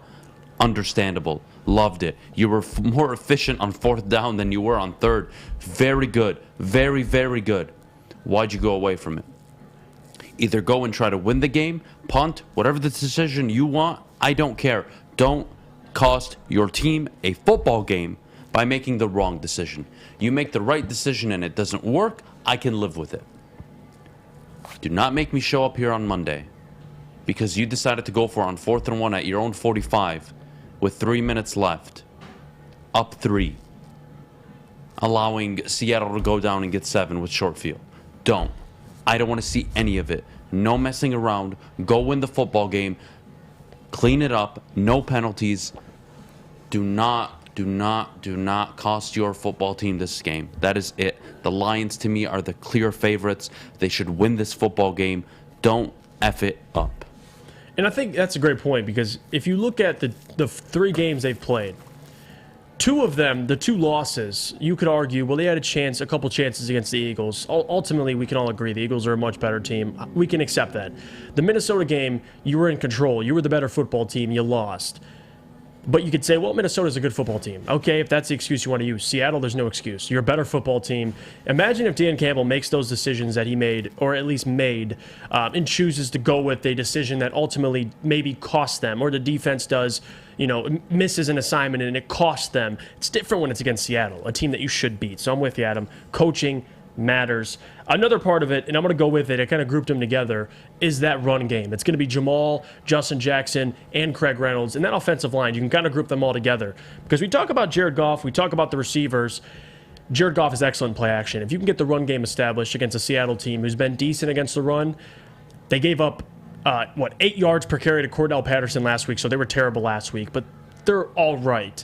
This is a game that Jamal can step up. It's another game for that offensive line to be solid like they were last game. So the opportunity is here, Adam. This run game has to play well. Now, will it be Jamal for a majority? Justin Jackson? I don't know specifically how the snaps are going to be divided, but whoever it is, a lot of it depends on that offensive line because we saw last year that offensive line produce 100-yard backs. They got to be able to do it against Seattle because if you can run the ball, Jared Goff is going to be more comfortable. The defense is you're going to keep them on their heels, and play action is going to allow guys like TJ, Reynolds, and Chark to get open. So the run game and the offensive line is right up there for me. I love it. All right. When we get back, my best bets for the weekend, and we'll give final score predictions for the Detroit Lions game, that and so much more coming up in just a second. But before we do, I got to tell you where I got my haircut and my beard taken care of yesterday, which was at Lady Jane's Haircuts for Men. JC and the awesome work they all do over at Lady Jane's did a hell of a job. Obviously, I look like a gorilla. Now I don't. That's always very nice. Having said that, open 10 to 8, 7 days a week, walk-in anytime, no appointment necessary. They're awesome stylists like JC will take care of you like they take care of me. Lady Jane's. It's wicked awesome. The sports marketing agency would not be who we are without great community partners like Higuera Health and Carol Zaniga.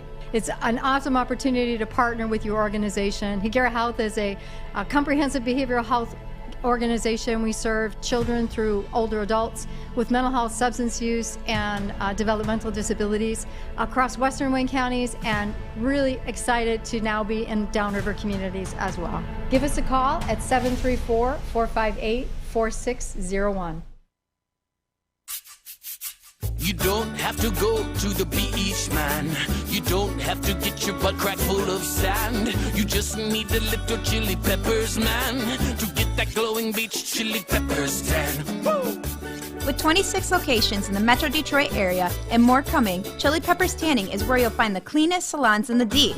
Join the Pepper Club for the best deals on unlimited tanning. Head to chilipepperstanning.com. You just need a little chili peppers, man. Make sure it's seen and heard. Corner, jumper, tweet us, hop on the YouTube chat, slide in the DMS at Woodward Sports on all social media.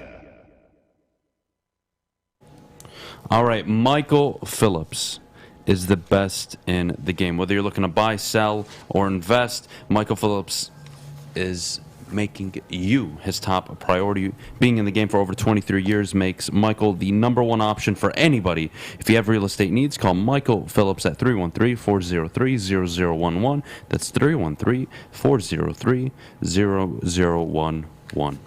9-6. Do better. It's like the Lions.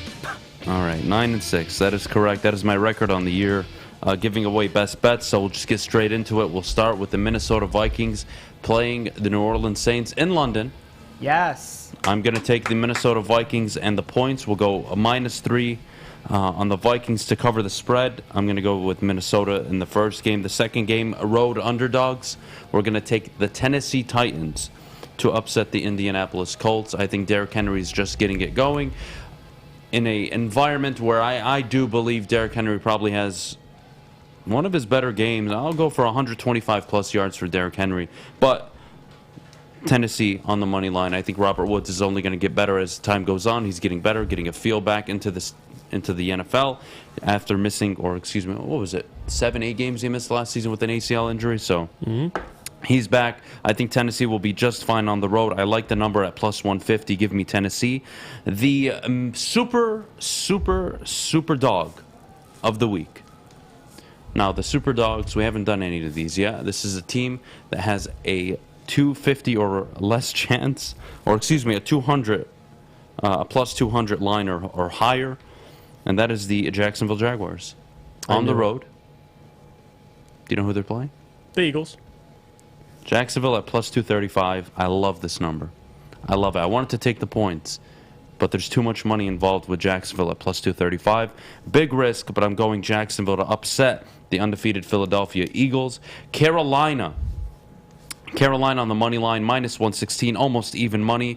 They are at home against the Arizona Cardinals. I think Carolina, after their first win of the year last week, I think they follow up with another win. Christian McCaffrey will play. Not too worried there. The defense is legit. I'm not sure what Kyler Murray is going to do or who he is going to throw to. Yes, Hollywood Brown, but nobody's losing sleep over him. I expect the Carolina Panthers to beat the Arizona Cardinals. And then the Detroit Lions are on here for the first time all year. And we are going to take the Detroit Lions at -210. I'm not comfortable betting them -4.5, but I definitely am comfortable betting the money line. -210. You put in $100, you'll win about $45-50. For me, it's worth it. I think the Lions are going to win on Sunday, which will lead us into our game predictions. But those are my 5 bets. Feel free to bet them all individually and parlay them. You've got Minnesota in the points, Tennessee money line, Jacksonville money line. A lot of money line bets this weekend. Carolina on the money line and Detroit on the money line. It's a +4,400 parlay if you put all 5 together. But those are my 5 bets. I know you don't like the Philly one. Well, it's not that I hate it. I just don't see it happening. But at the odds you're betting at, Adam, I think that's the bigger picture. I mean, what was it? +235. Like, I don't hate that. I mean, that's a great good. number. Great odds, yeah. But if we're doing pick'ems, obviously I'm going with Philly.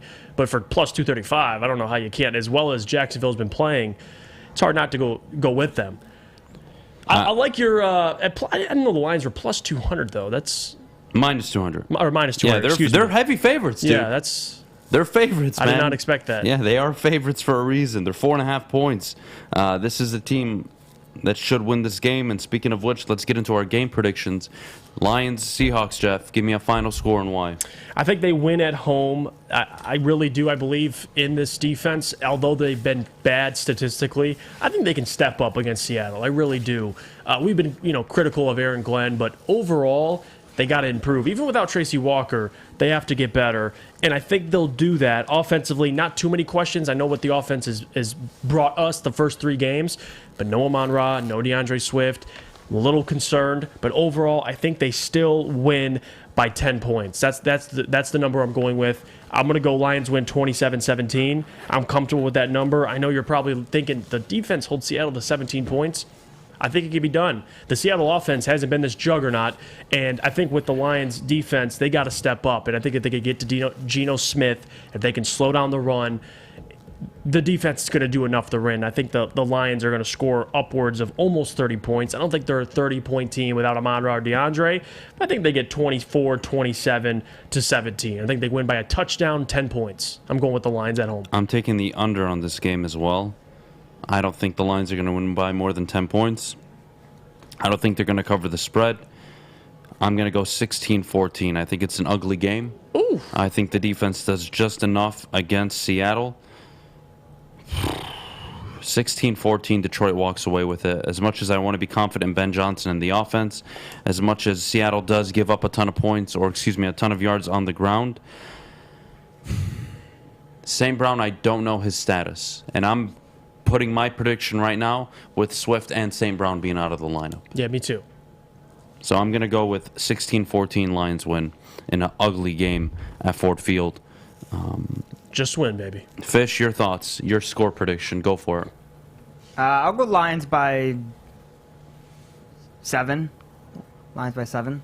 I think that's a comfortable number, 7-10. I see some in the chat, too. People, 24-43, Lions pull it off. If the Lions score 30-plus without Amon-Ra DeAndre, that's a great thing. If St. Brown plays, I'm willing to say 23-17 or 24-20. I'm willing to go there, but I'm going under the impression St. Brown won't be ready. He sat out practice all week. We'll know more later today, unfortunately. It is the morning. I won't know until 4 or 5 o'clock probably whether or not he's going to be a good to go, whether he had a limited practice, whether he practiced 100%. Right. I think we're not going to know that for another few hours. I think DeAndre's probably the one that's he's out. He's 100% he's 100% out. Amon-Ra's kind of the tweener. I mean, I know Dan put them in the same category, but we'll see. We'll see. All right, fair enough. Well, look, when we get back, mailbag time. Get all of your questions in the chat. Fish, give me a final score. You didn't give me one. 28-21. 28-21? Lions. Thank you, buddy. Appreciate it. Thank you. Throw your predictions in the chat. Hockenson's going to get 8 catches. Go Hockenson. I would love to see that. Drop your questions in the chat as well, and we'll get to them in just a minute. Mailbag time coming up, but before we do, Jeff, Cintron. Cintron is the official energy drink of the Detroit Red Wings. Cintron has combined all 3 of their delicious flavors into a limited edition 6-pack sampler box, which you could see if you're watching on woodwardsports.com. They have the cranberry, the original, the sugar-free. You can pre-order your Cintron 6-pack sampler box today at cintronworld.com/Red Wings. Get energized with Cintron. New to the game or a season better? OddsTrader.com has everything you need to make the right bet ahead of kickoff. Begin your handicapping journey with OddsTrader. Improve your edge by finding the best price on every game from sportsbooks in your backyard. Take advantage of the numerous sign-up bonus offers to pad your bankroll. Dive into key game statistics, player performance, and even account for the projected game day weather. Best of all, you can use the OddsTrader bet tracker to keep a log of your action. Welcome to OddsTrader, and best of luck. Hi, I'm John from Better Rate Mortgage, and to me, family is more than blood. That's why I have the biggest family in Metro Detroit. If you're looking to buy a house or refinance and need a loan, come get treated better than family by me and our entire team here at Better Rate Mortgage. We pride ourselves on giving you better advice, better service, and a better loan experience. That's why we are Better Rate. If you're looking for a new mortgage, come get treated like family. Actually, better with Better Rate Mortgage. Visit us at mybetterrate.com or call at 248-480-4467 today. Make sure you download the Woodward Sports app in the App Store and the Google Play Store today. Take Woodward Sports with you wherever you go and listen live on your phone or mobile device.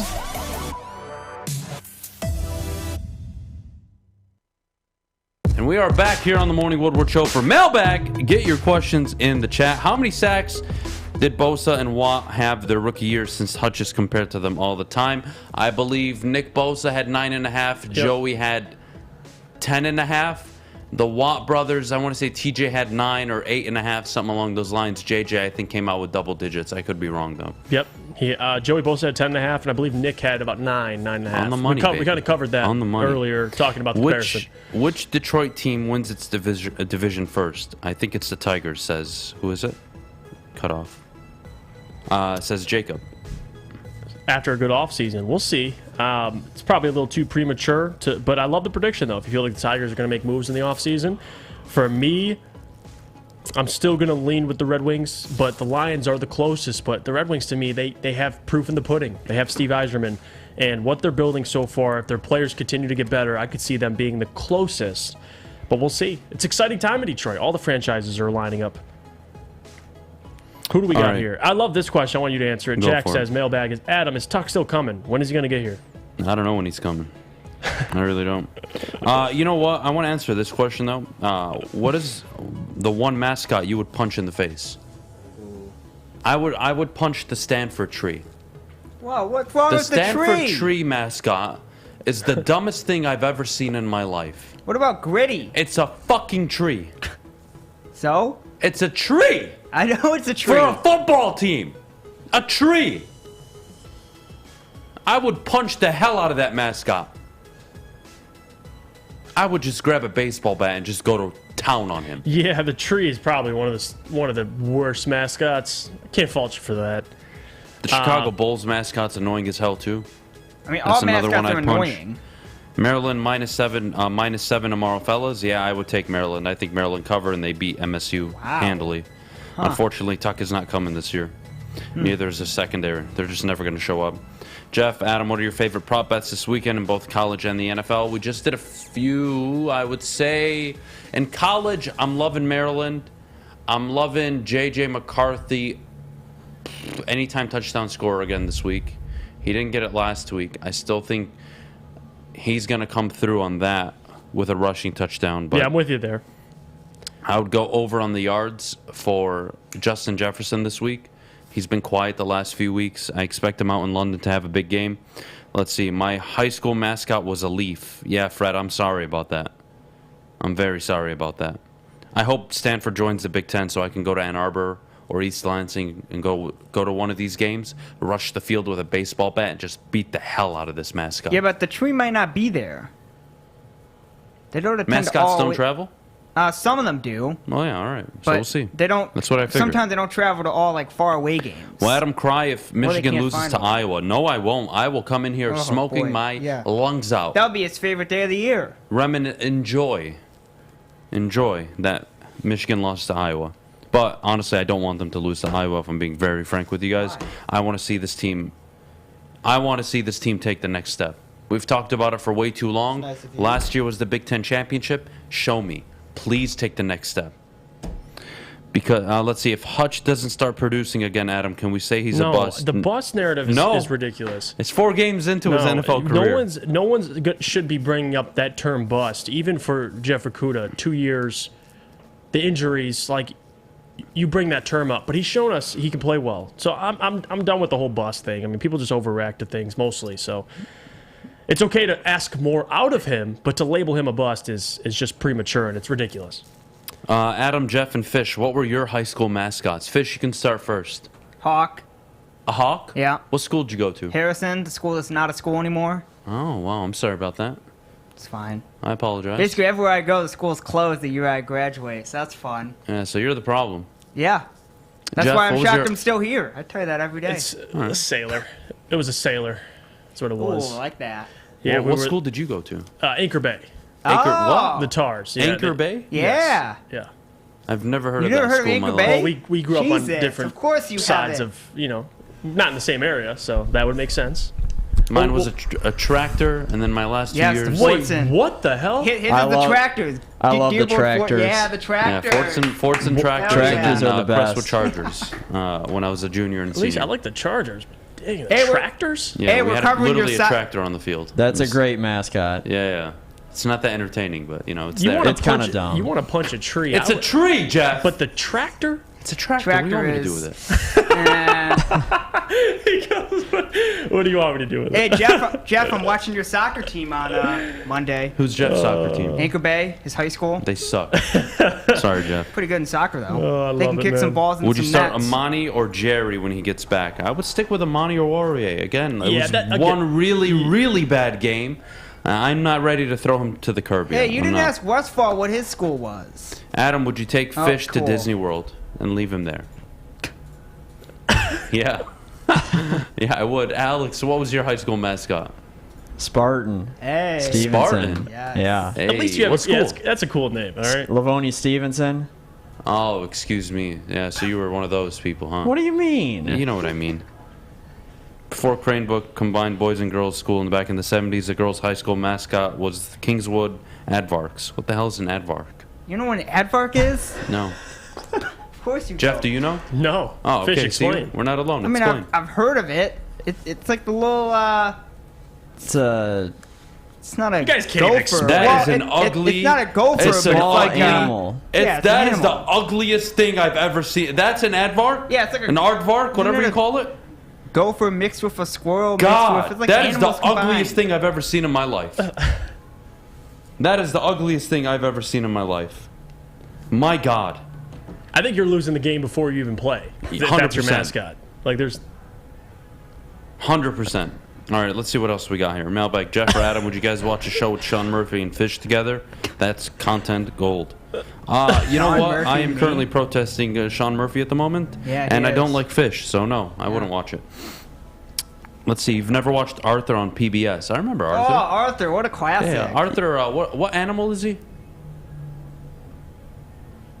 What Arthur animal wasn't is an he? animal, was he? He's not an It was animal. it was like a cartoon show. I remember it vividly. I'm surprised you watched it. Yeah, I was going to say, I'm surprised you even know What do you what mean? I was Arthur a kid is. too once. Well, all right. yeah, but you lived in different places. Arthur was an aardvark? You guys are joking. No, I thought Arthur This is a was lie. like a. Well, he's a character, but he has. He You guys could be are an animal lying. because he has weird looking ears. Yeah, I know he had weird looking no, ears. he Ugly is. looking kid. Listen, it's an aardvark. Is it? That's what he was. I just had. Oh to, I my just had to do God, some my whole research. childhood has just been ruined. Yeah, now we don't like. I Arthur. spent my time watching an ugly thing on the Until TV. today. Now today, officially, we don't like Turtle Arthur. but adjacent. See, It I looks thought he nicer was a than- turtle too. Well, it looks nicer than an aardvark. I don't know anymore. I am. Oh my God, this is confirmed. Arthur was it. Oh my God, this is awful. I mean, SpongeBob was a sponge. Well, yeah, we got that one fixed. Anthony says Arthur was they/them. You know what? He might have a point there. Oh The Lions lose on Sunday. Will you clown Dan Campbell on Monday? Depends how they lose. Hey, have you heard of Caillou? But I'm That's not another looking forward to. classic. I'm really not looking forward to Monday if they Jeff, lose. you heard of Caillou? I have heard of I Caillou. don't feel like doing that show. I really don't. It's the context. If they lose, we're gonna criticize something. It just depends. You know, if Dan makes decisions that ultimately cost them the game or doesn't help their chances, we're gonna talk about it. But if they lose and we'll get into it. It's too much to foreshadow it. We'll see. Mailbag. MSU. Wow. MSU to get 5 losses before the Lions. Yes or no? Where are they at right now? 2 losses? They're at 2. They'll lose against Maryland. They'll lose against Ohio State. They'll lose against Michigan. Yeah, they might get 5 losses. I like those before chances. They'll the win end of one October. of those games, ding dong. like It's going to be close. It's going to be close. Jeff and Adam, do the Pistons make the play-in this year, or do we get a top 5 pick? I don't think either. They won't get top I don't 5 think they pick. make the play-in, but I don't think you get a top 5 pick. Now with the lottery, you never know. You could get a top 5 pick, but I just think they missed the play-in shortly. I really do. The East is tough, man. You got to win at least 40 plus to make the play-in, and I don't think they'll win 40 plus games. So that's my reasoning behind it. But I think they'll be competitive. That's the number one thing. Fair enough. Well, Lions play on Sunday against the Seahawks. Make sure you check out Big D Energy at 11 o'clock. We got the college pregame show tomorrow morning at 10 a.m. The Detroit Lions pregame show from 11 to 1 on Sunday. Sir. Hopefully the Lions sign Bobby Boucher. Maybe he steps up and can help make a better impact on this defense. Having said that, you all have a good rest of your weekend. I'll be live with Stick and Maz at 2 o'clock. That should be interesting. It's my first show with Stick and Maz. Yeah, he posted that on Twitter. Kind of want to kill myself. So we'll see how that goes. Good luck. Should be entertaining. We'll see how long before I want to kill him. Hey, Anyways. Stick said get your popcorn ready, so that means he's ready to fight you. Yeah, it means he's Watch ready to you. say dumb shit. So you guys all have a good rest of your day. We'll see you Monday morning. Hopefully the Lions win. Love you guys. Hey, go watch football. Eagles Panthers Sunday, 4:30 a.m. How do you not?